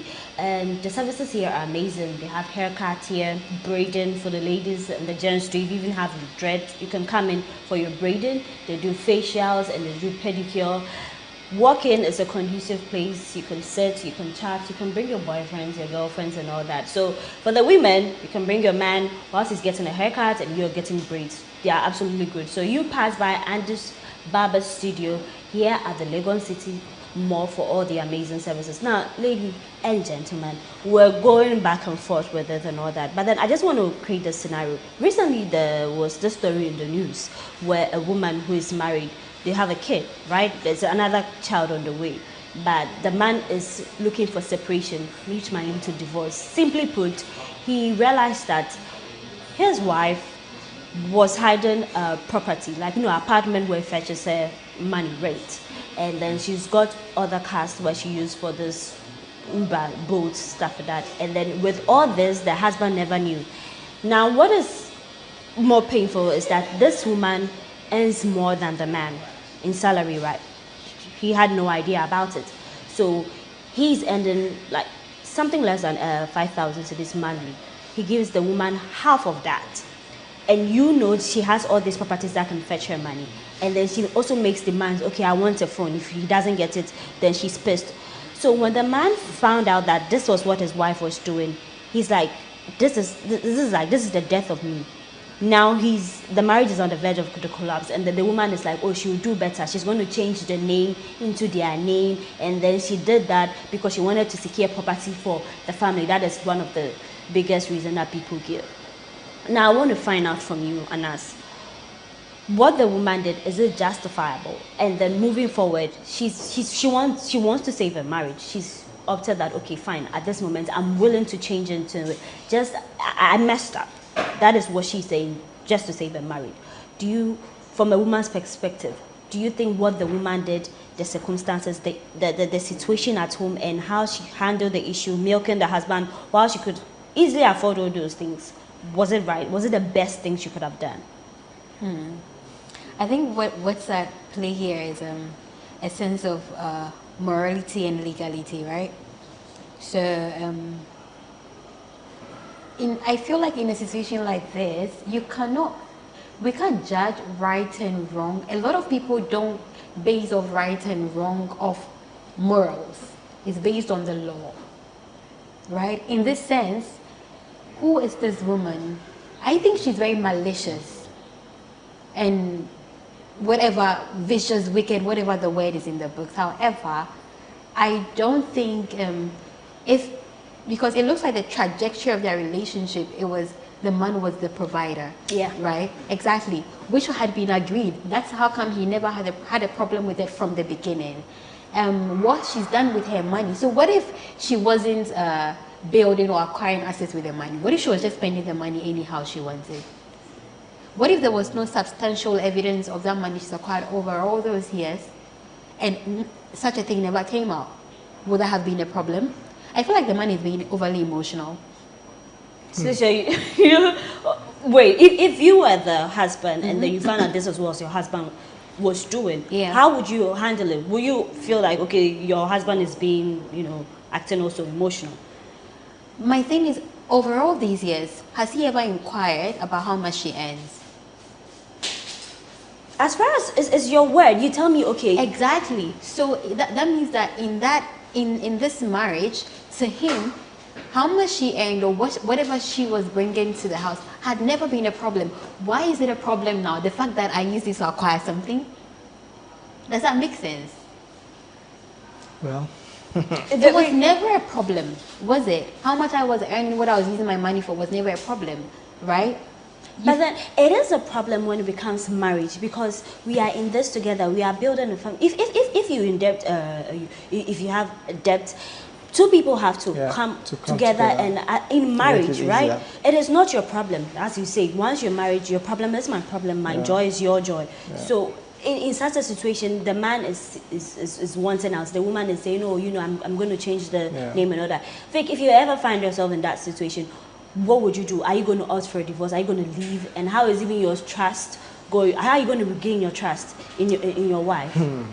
You see, this situation is very, very serious, but at the same time has a certain moral lesson for everybody to learn. The seriousness of the matter is this: what if the man had died, maybe a natural death? before knowing all of this. It should have been wasted efforts by the lady, since she said she was doing all this for the family, right? For her family. For her family, not Yes. not No, her no, no, nuclear no. family, She her was extended securing family. something for her, yeah. It even makes the situation even worse. You understand? It makes it worse. It explains the fact that she did not have the man in mind, and you said the man is malicious, but I think said the woman is malicious. Yes, morally. I mean, exactly. But So legally, she's not. she still is. You see, the fact is, if you do that to your partner, you literally hate him. You understand? You are his worst enemy. He's actually living with his worst enemy without knowing. You understand? She might have good intention for her family, her extended family. They are happy she's doing it for them, right? But her nuclear family is suffering as a result of that. And the man whom she claims she is one with is the one most suffering from all of this thing. And that makes her very, very evil. You understand? And one hero can be a villain to another person. That's the kind of role she's playing now. She's a hero to her extended family, but she's a villain to her husband. So the fact is that if I were the husband and I realize this, obviously I'll take her to court. I'll take her to court. This is not the time to change name and all that. If I had died, you would still have gone on with the properties and all that, and it would have been in the name of your extended family. What is worse is, what if she dies? How would the children or the child living also benefit from those things? We've had situations where extended families would throw out children from their parents' homes and all that. Has she thought of all of this? I would have taken her to court, and then we will take that property back. And once we take it back, or we split it, I'll take my share out of that and do whatever I want to do with it. Because definitely my money has been part of that building. Now, before we wrap up this conversation, your advice to couples, who find themselves in this situation, whether to leave or to stay, or whether to get a plan B or not to get plan B, generally. I'm going to start with you. Well, for me, before you get to that end, before you get there, I will advise that first off, try and solve the problem of trust. All right? Start with the little things, from the password, from the phone issues, from the gossip issues, from the secret issues. The more you open and then you disclose yourself, the first one is self-disclosure. So if both of you expose yourselves to what can you tell me about the deep things about yourself? What can I tell you about the deep things about myself, my fears, my worries, and all those? If you're able to have that self-disclosure going, the more we do that, the more the trust is built. Okay. And so if you decide to take any action in future, you definitely will put a thought to what I would think about it before you even take any action. Okay. And moreover, let's be good to our partners so that when they are doing something, they will have us in mind and it will be in a good way. So be good to your partner, then they also include you in their plans. Yeah. And as your final words? Well, I think communication would really have to be key. Do whatever you can to know the person you're about to settle with if you decide to take that step, right? Also for women, please know the law. Don't leave the nuances of, I love him so much, whatever. I always say love is not blind. Love enlightens you. It's only people who think love is blind that when things are going on, when bad things are going on in a relationship, they don't see them. Like you don't pay attention to your partner anymore to an extent that you don't see that things are worrying them. That is love being blind. That's not healthy love. You want to build a healthy life, and that's based on, or the foundations has to be effective communication, transparency. Do not settle for what you know that you don't like just because you want to be in a marriage or you want to be in a relationship. Then 5 years, 10 years down the line, you've got problems with it, and this person is understanding you. You were okay with it like 5 years ago or 2 years ago. Now all of a sudden you want to change the rules. Be truthful with yourself. Be transparent in this relationship. Make sure that you know this person well enough. If you cannot be that secured, know the law, know what happens if always be prepared for the worst, I think. Okay. Pray and whatever, but also know that things could go wrong. Great. And be prepared for it. All right. So, to wrap up, I'll just say this few words. Life is simple, life is short, things are not complicated. And once you enter into a marriage, know the rules that govern that institution. If you are not willing to be open, to be transparent, to share your properties, then I don't think marriage is for you. Because if I'm bringing in my all and then you want to play smart and then my trust is broken, that's how a lot of women end up, being heartbroken. They're on the streets and then they look very miserable. Marriage is simple.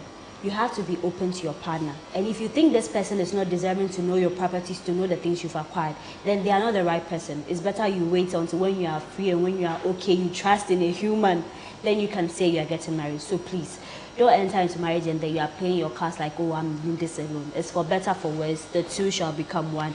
Yeah, so we did today's conversation. We had it here at the Andy's Barber Studio, located at the Legon City Mall. When you walk in here, you get great haircut. Now, so if you're a guy, you want to look good, I don't know, for that big date, for that big cut, you want to make a bold statement, I say that you come to Andy's Barber Studio here at the Legon City Mall. They have pedicure, they do facials, they do braiding for my ladies too, so you can walk in anytime. So I did this with Anastasia Okai. She's a content creator and the co-founder of Hey Girl Foundation, and then Victor Wellrich.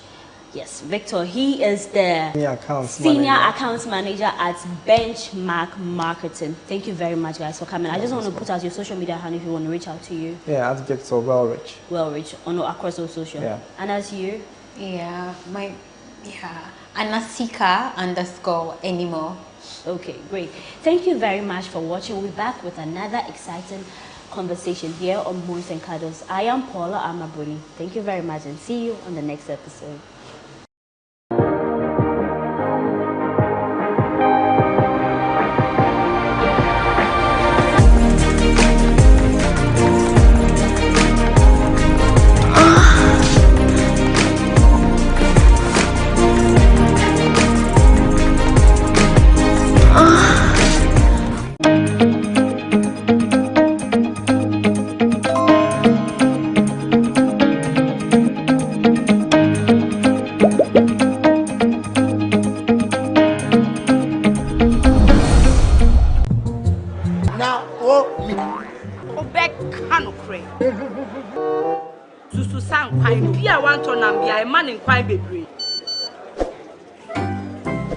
Mommy, you basically see about Kotoso. People got sending me sick from Lemonade Finance. While Brian did the shit and let me £2. Lemonade Finance. Say they're sending money back home from UK, Canada, and now US. I accepted instant charges.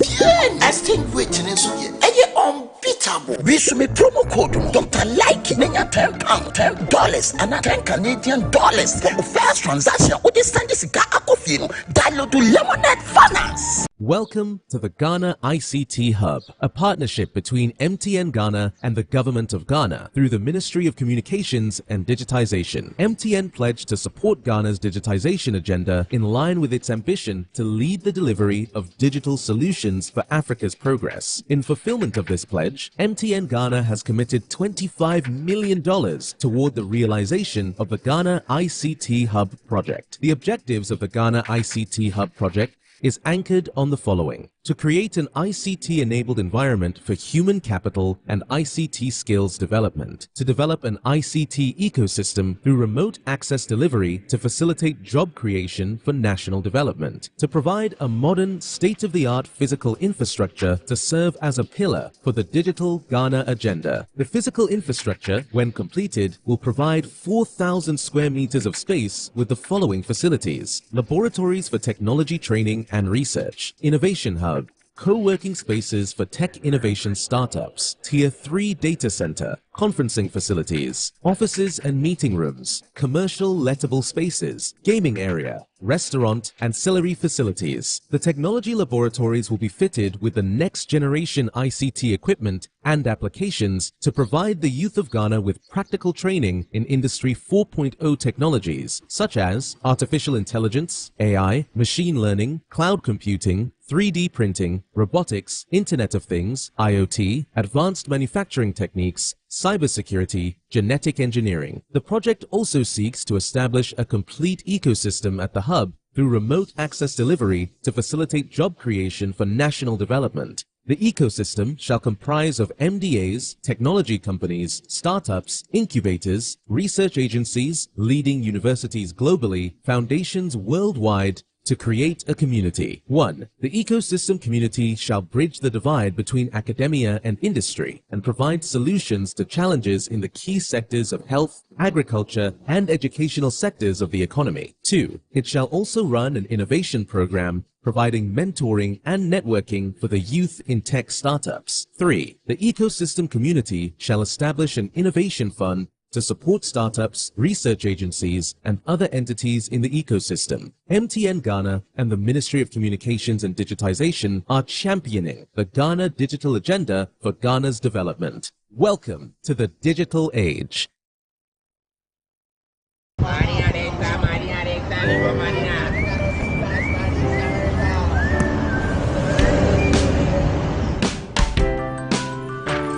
I want you so bad, Alpha Cracker. I want you.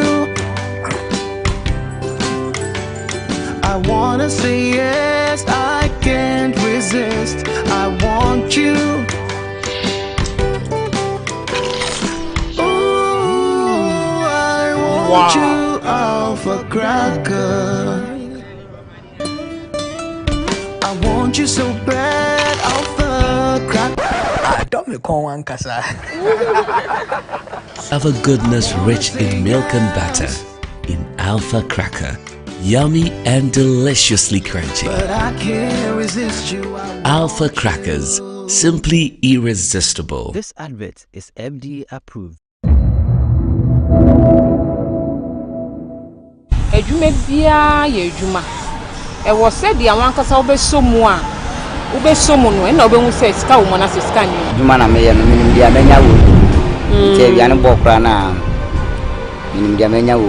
Bi baba say obaba de odi ni ko school a dachi obeware akotena be ma bi fie nsenya de papa bia obeya ma wo.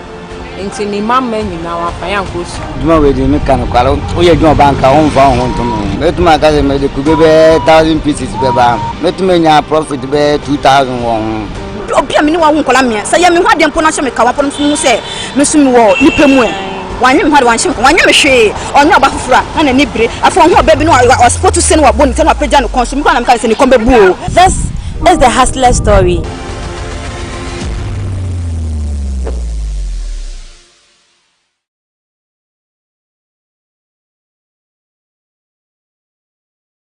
Go Ghana! Are you struggling to pay your huge rent advance? Do you wish to pay your rent on monthly basis? Then good news is here. The government of Ghana has introduced the National Rental Assistance Scheme to help Ghanaians, especially the youth, pay for their rent on a monthly basis. To qualify, an applicant must show proof of the following minimum requirements. Be a Ghanaian, possess a valid Ghana card. You must be an adult of 18 years and above, have a verifiable employment or earned income. To apply, visit www.nras.gov.gh. The scheme is currently operational in the following regions: Greater Accra Region, Ashanti Region, Eastern Region, Western Region, Bono East Region, and the Northern Region. For further inquiries, contact 0551 341 515 or 0550 408 879. National Rental Assistance Scheme, making renting accessible for all. Everyone needs the perfect snack to munch on during a fun moment. Wow. Enjoy the tasty McBerry Twist cupcakes, deliciously baked and packaged for a sweet treat. Premium quality cakes baked with love for all, enriched in butter and milk. Yummy.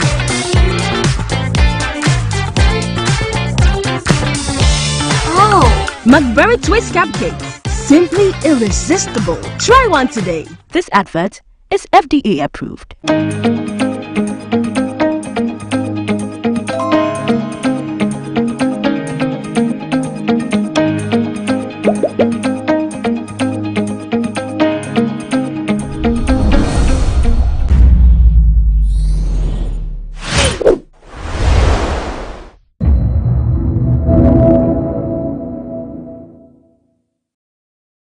I felt he had a good show in New York or Ghana performing. I managed to watch some of the videos. Singing like word to word. He killed it. Yeah. No, that should be the conversation. And that image be of Diabetes. And also events. Events. And then the big boys see back stage. So now what this one maybe a sure then it will a whitewashing the beauty of the whole thing. And yet.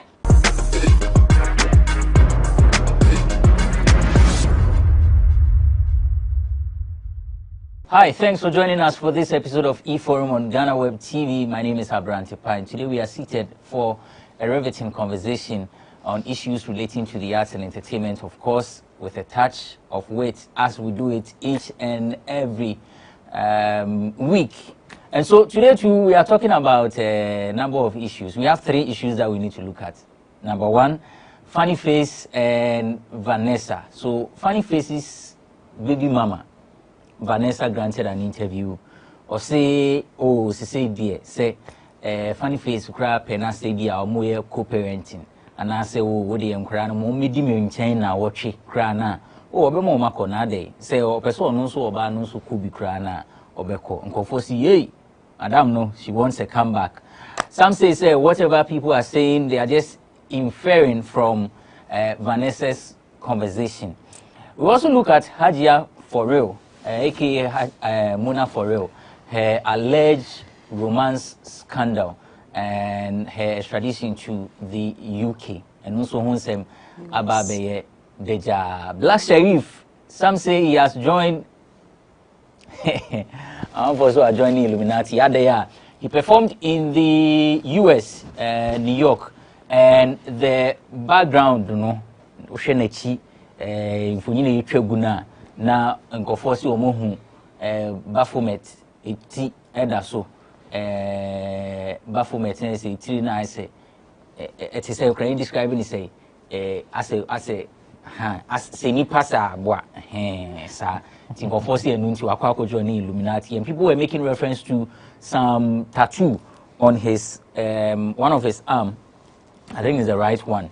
So when he came here for a conversation, he mentioned, say, you know, a source of inspiration. So these are the issues that we are seated for a conversation. Joining me, Vida Edutumwa Boatin.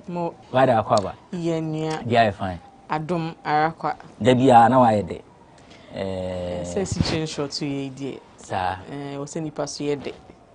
Nipa ye de ni amyinam. Sanity. Nyanka berry now.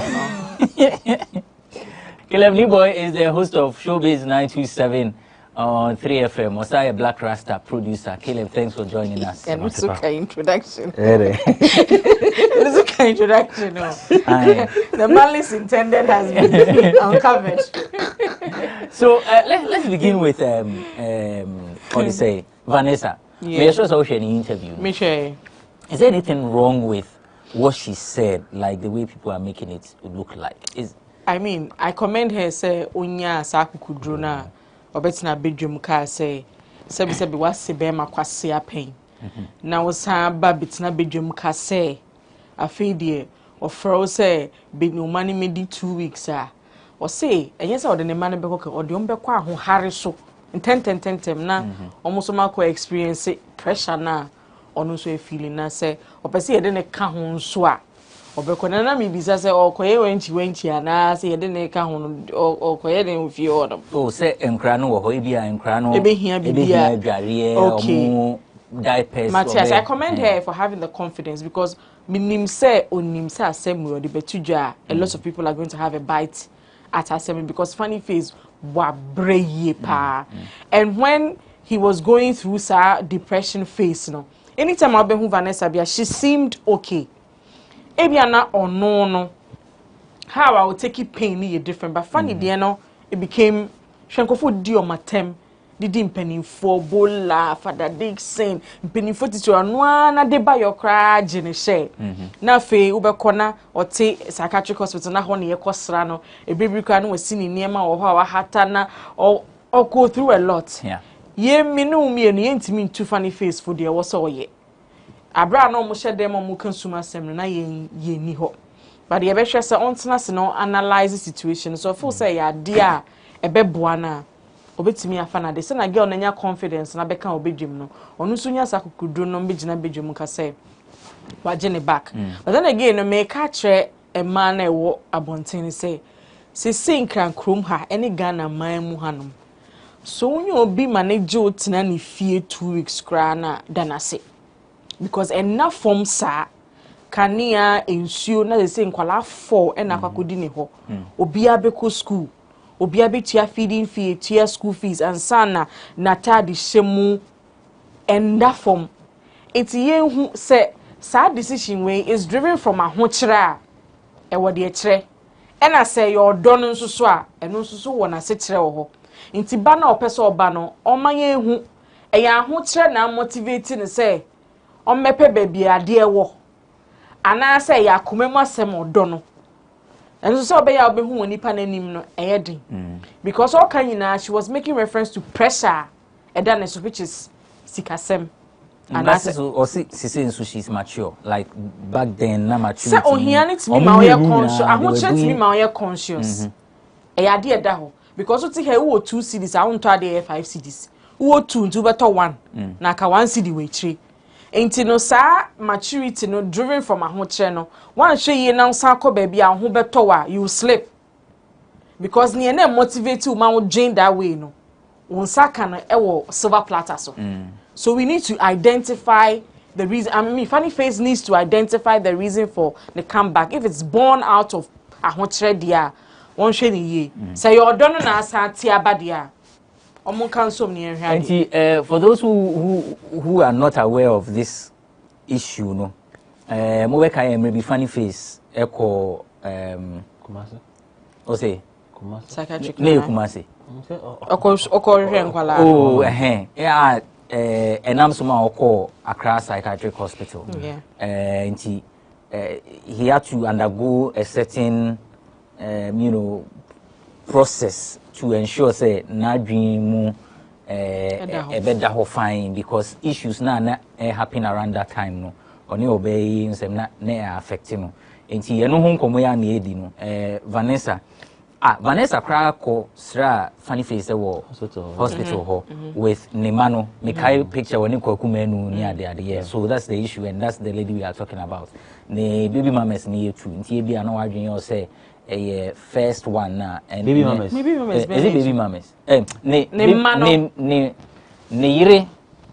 Enye ne yire no ne Okay, police ni. Enye police ni no ne ka no. The onen one ne ma no ne Kwakumenu kosra no wo. Across Psychiatric Hospital, Caleb, I don't want to.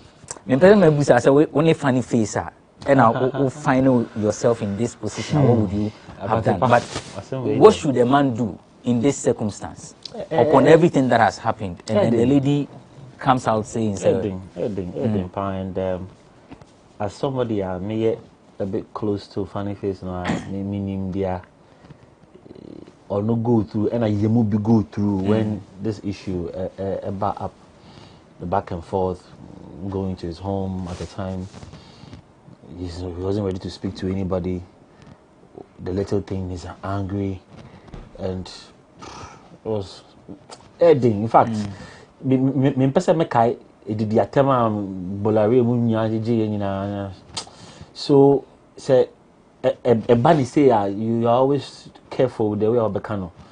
I don't want to believe say girl no inya anything like odo back for him. I don't think it's about love. Maybe the pressure taking care of Nkwala 4 no and also account and obadie ukuta Nkwala 4 now it's your parents fee na Nkwala 4 na mama minu no wo ye there. You should know that onya no smooth because at the end of the day one show ya anya mama and papa onya no bi ana o cousins me bi e de sa when ebe too short at you get it. So I want to believe and so can but I'm quite surprised say oba up now because that na issue ni see no me hu say no otonton or say pussy sweet na Oh, I'm saying the way she was saying it on. into bibi wo saye atwetan no sticky bi you know or see o oba uyusu a ebema wayase ache be ma ko ho a obeka saa nyoma ni bi saa we na bintu eko endorse no bia bi ana me so saa na guess no so see aso o manage ho sika so wom so I'm wondering adan saa sweet no afede ase agiegu ana say ejuma kakra no ye okumase no enko ye bi mu ana because me uyi nkola no etu nchen a I don't see them coming back together. Ekame ko ana say funny face me friend ya obetie mi a maybe as eja no wo duty to ma yeah and yawa minimum no time na nkola no won no nothing matters to him than nkola no ntafo nothing matters to him but eventually no etete neniso I don't know if as we speak or was or don't know man nkola back of course it will be there but as big like the way it is some years ago no so if or no as eja the monthly contribution towards the mano the upkeep ebe konkwa dia obisamia I think he should stick to that maybe say nkola na ba be di holidays bi e woni fie without omo maame na he should accept that because say oba no ye attempt ekofie obioma there is a possibility say obesanyim no oh Samu yes people were the name of slow yes say okohwa it will trigger the condition no but the who can you swim no utie girl na say oshia no in September October na mebo exactly and ya na sabre no na or you moved by a tour akese and I say was so deliver also a sacra be me bia be bia asema ma be keka one can't hear me e asema baba mame boy ho be me bia ade eso ngina wenim bia must forget forget it be bia no but there is a way there is a way you would obehwa ade no and that kind of imagination so ebeba uchim you get it and anyo obi ase obi a one ne won kwala atre die definitely the opportunity and I said that when I ebe lead say oh maybe there me do oboni a chew so for family dey che me nkwala no man hwe nkwala no yemu nkwala no nyi 1 2 3 it's on again. How about the concern say we be trigger ne condition and the emfa ho say what led him to that nkwala no that's it because of odo awo man nkwala no odo mu dia grow like inside out now ohun nkwala na definitely ebe ne there he might shed some tears and I know him he is very emotional baby kakri bi obi so a she see into no yes ebeba soon but eventually nkwala no edo na owo na I don't know if it's down or up and I say I call overboard no of course ebe what I say and in March too any your small way back exactly you get it into no he's 42 he can also live his life without no man some money me jam ho 1 month kana bibi ya mo say so he can live his life like that cover partner and I go for so you see concerning in one and no way no it could be say near man ebe give in no so it could be say as we speak obi it could be say so oni obi so obi any ho na say Vanessa to me manage ebusuya convince ya boati na Vanessa ko pie fie ne nkwale ye bedi weekend na ye bedi holidays no betija by all means yanko koku rasta so Black Sheriff any the image na eba ni performance no so I mean the stage when he was performing at the New York many Madam Fubi in New York he was at the event also Shebi and yet black time on Kwana, I don't know, sa image in the buy. There were some performers, and then the image was there. So the Ghanaians are talking because a black, and I say there is a Ghanaian involved. Would you say, should people make a fuss out of this?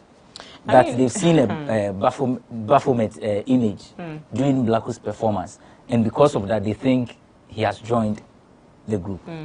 I think say fallout from say Brazil for festival bi omukoye say omukomo Kenya nkopon e man nsuo bi to chifa omuso for some time now no amount for anya sa image no woman issue because it was shown in the news countless times the kind of parade omoye de besin koye. And with him black ono when you an issue like that with Nekat lesbian now show on the video you saw a violent. And then now this thing or performing. I don't think it's something that he will plan as part of the craft. Ebiana organizers no, and omunimia omoye, and where he finds himself no, enye Ghana. A baby a yatete sanyum to funny be at home, crane or more talents no money mama such. I say I've been first a busumu say a home say and yatete say it's me mount power be and I say it's me mount influence be wo ababonimo.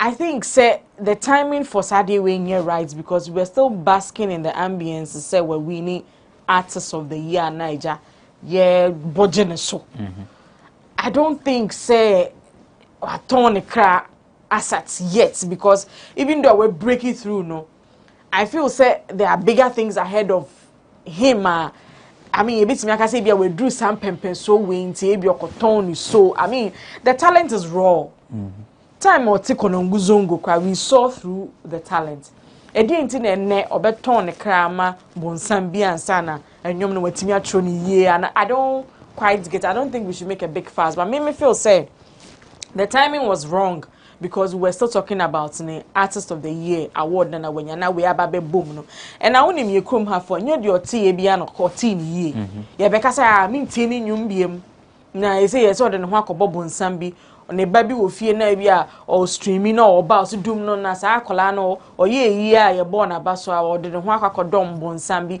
those little things no e wom self say bia engme ndru ba bia but ete wo fans ne so locally especially with a fear omo believe is as an man there wo the ben Manchester wo the o ma ben bonsam no I saw his interview or try how he reacts to issues say kasafa no so doom ne phone wo betimi a doom phone but there are thousands of the masses in a be a little tweet be and a little information beat me mom bottom yem if you treat them this way na they can once and also the own fan who be doom phone na e be kakra nyum no na be ba maneti. So, I mean, OCAB organizers and he may not know, but you as a performer, when you are on stage, all these things you should know is part of your craft. The show on the screen, more stages, so are you suggesting that he may have been ambushed? It's a possibility, but then again, Yebisa say, was there a creative director for the whole concept no because maybe you want there is likely say or snapping a finger say see no obenya obiama na a direct was that how na e was say ekwana if you feel say a bother in that match na say there was a creative director he can easily tweet and say oh it wasn't intentional and maybe I share that we are trying to tap into sa fraternity no say na be almost on my dream beba medjuma ya so no I don't think say ahono obetimi allow say anything should ambush you because it could have been detrimental than the year king. So if there was a creative director they should tell us how the whole performance was planned because Ushanyum no now share the Sia or Botwasuna it had no link with Baphomet to say Baffa whatever nana there was no correlation between that and it was quite off for me. And I say ABA they wanted people to talk about the performance and the way they felt it should be talked about is the fact that in Wako Bobo and Sama PR wise I don't think is a wise decision. Oh really? Yeah. I feel say the focus should be the award and how great the performances were and how the turnout echo because we were New York. of all places. That's all for Bonsam be a better which now person the tone who was shown as well. I don't think it makes Caleb sense. is a huge fan of Blacko. Caleb, are you worried? I'm not because these things a few times, especially even Sakodia crowd, ni stage we crowd of Janahona science be about film kakra na Naja and so Yakika on but even if he had joined the Illuminati, and so what? So everybody has got a purpose in life. Asase so amino we. Obia when the juma ba do asase so me so obeko. Se sa na ye ne calling. What is our business? What are we supporting of him? It's music, it's art. That's it. Whatever he chooses to do is none of anybody's business. But someone can say baby I could dominate there. What on so I'm a bonsamti. Tinton time me too. I'm not what on so buying your product again. Even if Enoka is true, why did he join? Said those who join, you say unya to me be. And I am with the so some will fall off. More will come. Into the young act, I felt he had a good show in New York or Ghana performing. I managed to watch some of the videos. Singing like word to word. He killed it. Yeah. No, that should be the conversation. And that image be of the and also events. Events. And then the big boys see back mistakes. So now, but this one maybe a short. Then it will a bit whitewashing the beauty of the whole thing. And yet, but yeah, guy no, it is his music. And I make sure. Me say, me tina. And I me sure no say so or anyway now. But say me voice no. I want to pick up that little the voice, the way or modulated voice, no. And no na manage him. And yet the event organizer be a project here to nechi. It could also be say the creative director for that show, and now you're the main brain behind it. But like I said, on no boy no, you try to cut some man on be show. Akonyana na isi hono. Say obetilem kakra. So that was the act. The amu was screening so the passing comments. Let's discuss his performance. Let's discuss the show, what it will do for him as an artist, the pluses that show will give him as a brand, and then whatever one will project behind him. And show. Say, can na hip hop for no. Say ya bold to open and you say. Oh yeah, gangster. Just a one what tough skin. So say it looks like you transition from a tour bono to you associating yourself with be a yesu say yes supernatural be a timmy mouth position be not just say yes occult group be na say. I think say gradually ne one I feel turning attention to. Say back akra no obi na ma no kra bodua ano okra bibia or pity am one who say over power be a setting apart and as a setting higher than you. Is it Obian was a two near boa with me might not come out again. Until it looks like you transition from her young to your boss because the only a purely talent based. Purely. To me be anywhere bit me as someone in a mouth.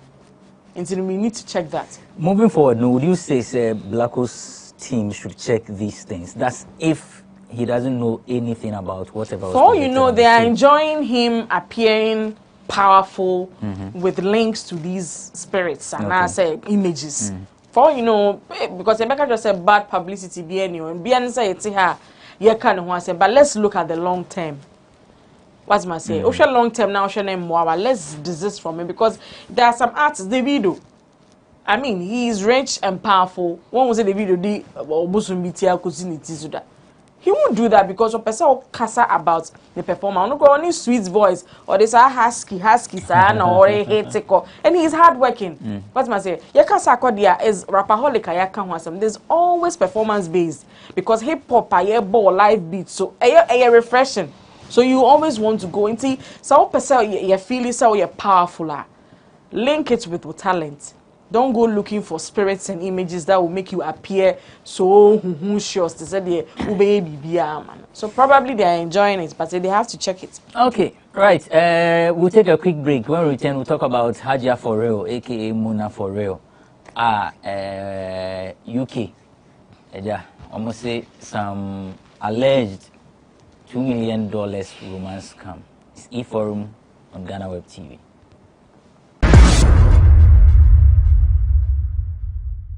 Everyone needs the perfect snack to munch on during a fun moment.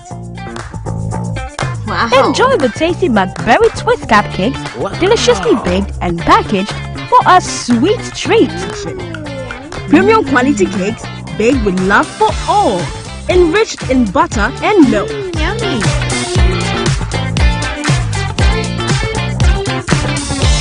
Oh, McBerry Twist Cupcakes. Simply irresistible. Try one today. This advert is FDA approved. Welcome back. You're still watching eForum on GhanaWeb TV. The name is Abrantipa. I'm doing this with Valerie Chumuabuatin. She's an entertainment journalist. And then Caleb Niboy is also a broadcaster with 3FM. So next, we'll talk about Mona for real, aka Hajia for real. Until November 2022, and Ebeto just say UK police for Omunsa Aka Hajia for real. And Che Dia, let's say, oh, when the issue came, you know, go for accounts and when we say Ampa, we see Yampa, Hajia or Chile, we see, you know, Ebe Bubrunya, we be say.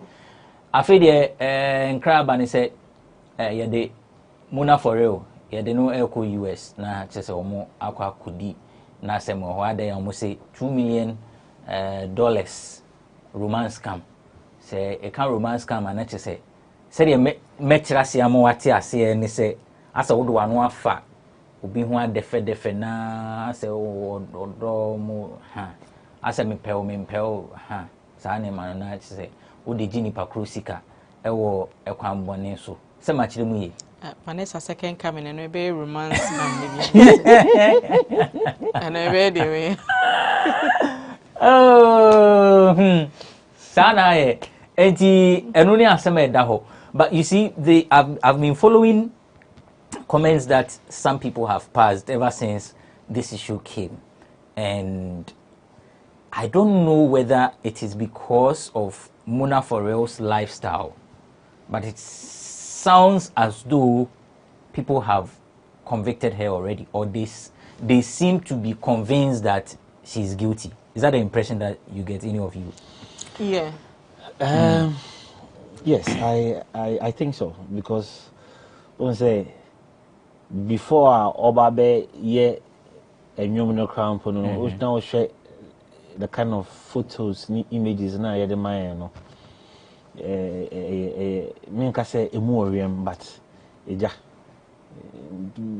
ubisa so my father did this, me say work hard and do this and do that. Inti say otie some of the interviews are wakokra the way offer how they motivate young girls. Now you come in maybe after some years what to say so police enforcer cannot have now I say yeah. San obi abedwin but obisa me so I think say ankayem twen na court na verdict, because the court ma verdict after the owo ejinaso ana ejinaso to make up a case so o kasa after the obejina verdict na court in the buy and no so na obejina now they can there was okay, but long and short and say you say and then romance scam. Yes. Hey, sir. Now romance so yes scam. What's romance? Yes scam. Romance now. But me say found. Those are family scam. Anyway, let's get serious. But I mean Mr. Ghana for, and I'm not here to make it look like me defending, but I think we should wait. Young China case no kusi. The case no kusia.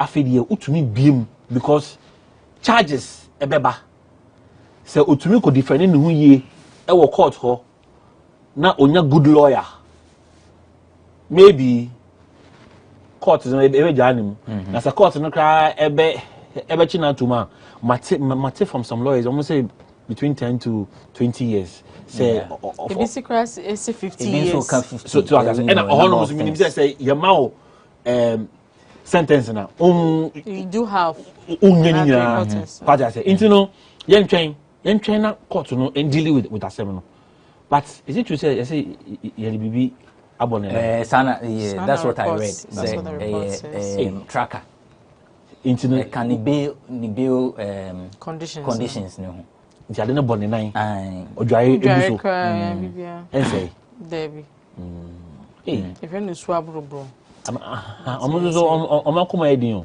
na na man twen omamba ma chi no oh enu de omotwen ya okọ na chese anti awards no mo ye wo UK no so na ga wo say no I say if you almost money who by I doubt yeah because ti o mo ina so mo they've been investigating her for 10 years. Yes. Oh. Now, 10 years. Does that mean say at a point, you know, not on engaging in her, and I say, well, I know the end is a prosecutor's no bit much. Okay. But see, no, they are me a bit scared, kakra. They say, omo affiliate to Mona, no.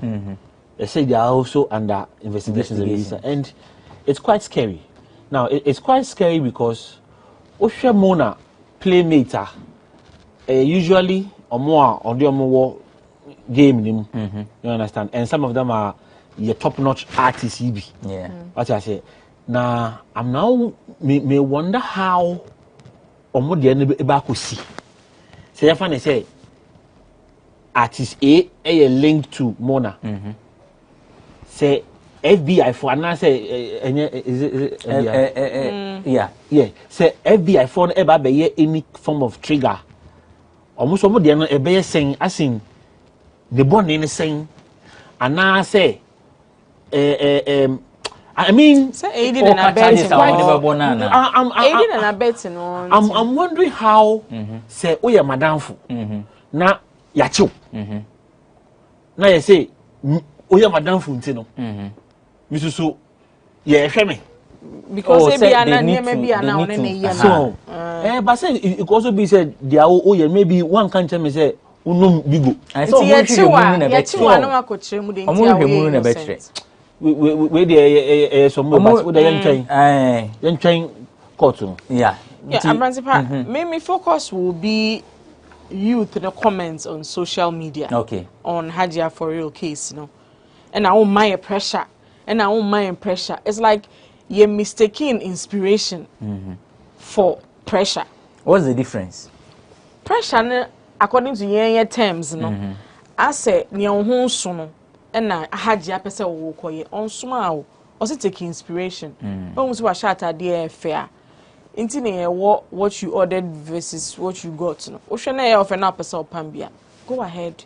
Now be pambi and no say she but then no obia won role model obia won nipa o look up to ebia wo fie wo blueprint no you have very responsible parents and siblings I will show mo ebi so a uni bi ntino you look up to a girl like Hajia. She's pretty, so your role model mean the mechanic say keep it up because the advice on hard work no valid and she showed it. Ose bon ho modin na ye adwumaden oba enwum no there were aspects of the nieme bi ana oye a ode kire dom no ade bi a oye a ode kire dom ne se mo hwe no oye ni yie ode adwumaden ebata ho. She was doing very well, extremely well, more than even mainstream artists Krampa yewo. She EP release 7 songs or 7 videos. She how or launch ni EP no ekope baby a obetimi ahwe videos as a cinema sets and kakra and also videos now top notch quality videos. Into that advice is still valid. Into if for that reason no you fell in love with her now full so your biggest inspiration I didn't know yachting into was a cassette or withdraw. It's a mintisa and I say we fake and I say oh your artist she can appear anyhow. So they will be mu kobe bia na ma to kola o mu kon na nu nti yen fa price tag papa ntom so no. She can appear like that. I was so to me it's in hu ye. Ye glorify poverty wo here we e work o man we mu do de bia o here ya kono dodo. Sika no nya bia nhunu ni di. Nti let's stop advising obi a wo ni sika. Say dini say. Me who post be on social media. You see Sadio Mane, Cameroon footballer no. Senegal footballer no. Ni phone screen a crack it. Na ni sika bebe being na echi no. Ni phone screen a crack ogusu de nam sa be share e before. We are humble. When it says we are down to earth. When it says we are Ghana how be talk your water. Is it actor? American musician. Oh, why can't I better? I'm forgetting his name. He was wearing some t-shirt be no top water. And no for some Sadio be a whisker crowd. No, but asema vida kakra no. Ebi crowd to sako de da. There be no ni wale ye some Facebook baby. And na sako de phone ni ma say akake. Oh, and nobody go no so. Now what be that's your phone. Chese. Yes, Sadio na down to earth and I say, Masa, so phone any crack here. You phone any crack now do sanam so e be twa. It doesn't mean anything say phone a crack until we are down to here glorify we here any poverty will grow we mu dodo. Near foot to our my young girls it still stands. Kendrick Lamar. Valid. She signed up for some gummies via no brand ambassador for. You saw her every time advertising, even in the videos, no brand placements more do too. Yeah. Ne for real kids, ne tadi any ading. They be out dressing the banner or tag. Ne juma the experience and show bedroom or in who in a year. So I am too able with the condemnation. And she rightly said, say, there are people using her image to scam people. On what kind? So when some people are using her image. And for her to come out to plead, say, on your guilty, no, it means probably they have a story to tell in court. Until I side with Caleb, so see you to your bona, you share how the court proceedings ebeko. Ma yeah, a similar case like that. Na ele ya metefe. Cocaine saga. Yeah. I was in London. I was filing the reports from the court. On oba no jitum say or you guilty. Papa na man 8 years 8 months. We try we cry kopeni Austria baby atna. You get it. But she is saying say on you guilty. And also the lawyers no moody asem now. They have quite clean credentials on Sunday manema. So probably they know what they are doing. So later Obana so be pleading guilty are fine. But what I'm saying is that the advice to young girls, it is still valid. Munjai, some will glorify poverty or maimu. She can't appear anyhow. Okay, right. You done it. Omo share no be ebe tena wa kase wo omo kebi ama no yen fa bone so yen kebi mu bia be asem innocent until proven guilty. Exactly. Court the man verdict ni wi a you will be can you be can. Yeah. Thank you for that caveat. Okay, yapon eno yo wati ene yeko you will break communication through music very soon. Thank you so much for watching this episode of E-Forum. Vadedu Chumabuatin is an entertainment journalist. Caleb Niboy is a broadcaster with 3FM. His show is Showbiz 927. Every Saturday mid-morning. Or some producer Black Rasta. Bese Manche. Aye. Me pesa me kai emrani na. Me accolades. Yeah.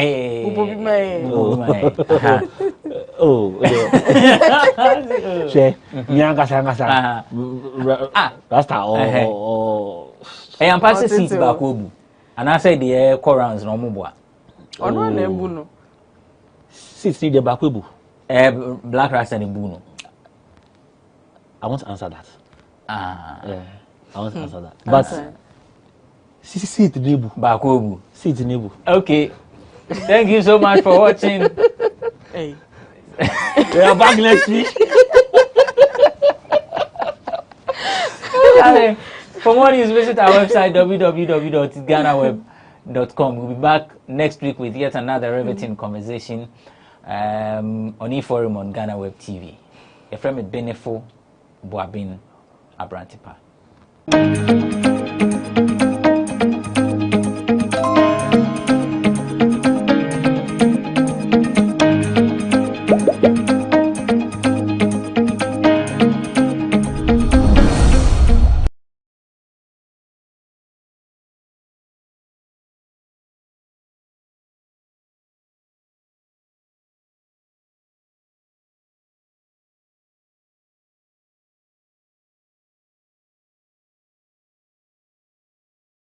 I felt he had a good show in New York. Or Ghana performing. I managed to watch some of the videos. Singing like word to word. He killed it. Yeah. No, that should be the conversation. And that image be of diabetes. And also events. Events.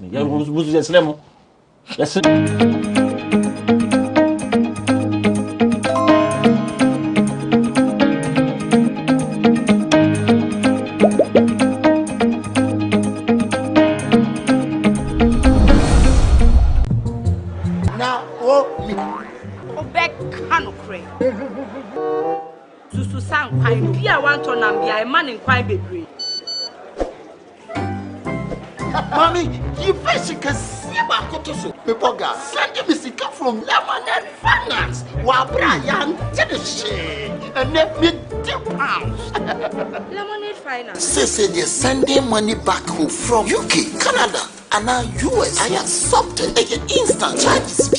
Extinguishing in Suya. Unbeatable. We should me promo code Dr. Like £10, $10, and $10 Canadian for the first transaction. With this Sunday cigar aquafino, download to Lemonade Finance. Welcome to the Ghana ICT Hub, a partnership between MTN Ghana and the Government of Ghana through the Ministry of Communications and Digitization. MTN pledged to support Ghana's digitization agenda in line with its ambition to lead the delivery of digital solutions for Africa's progress. In fulfillment of this pledge, MTN Ghana has committed $25 million toward the realization of the Ghana ICT Hub project. The objectives of the Ghana ICT Hub project is anchored on the following: to create an ICT-enabled environment for human capital and ICT skills development, to develop an ICT ecosystem through remote access delivery to facilitate job creation for national development, to provide a modern, state-of-the-art physical infrastructure to serve as a pillar for the digital Ghana agenda. The physical infrastructure, when completed, will provide 4,000 square meters of space with the following facilities: laboratories for technology training and research, innovation hub, co-working spaces for tech innovation startups, Tier 3 data center, conferencing facilities, offices and meeting rooms, commercial lettable spaces, gaming area, restaurant, ancillary facilities. The technology laboratories will be fitted with the next generation ICT equipment and applications to provide the youth of Ghana with practical training in Industry 4.0 technologies such as artificial intelligence, AI, machine learning, cloud computing, 3D printing, robotics, Internet of Things, IoT, advanced manufacturing techniques, cybersecurity, genetic engineering. The project also seeks to establish a complete ecosystem at the hub through remote access delivery to facilitate job creation for national development. The ecosystem shall comprise of MDAs, technology companies, startups, incubators, research agencies, leading universities globally, foundations worldwide, to create a community. 1. The ecosystem community shall bridge the divide between academia and industry and provide solutions to challenges in the key sectors of health, agriculture, and educational sectors of the economy. 2. It shall also run an innovation program providing mentoring and networking for the youth in tech startups. 3. The ecosystem community shall establish an innovation fund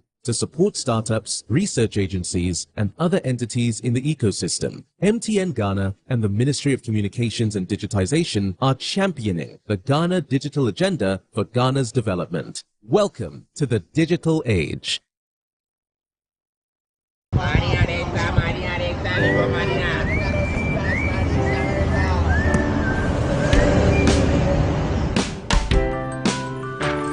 I want you so bad, Alpha Cracker. I want you. can't say yes, I can't resist. I want you. Ooh, I want you, Alpha Cracker.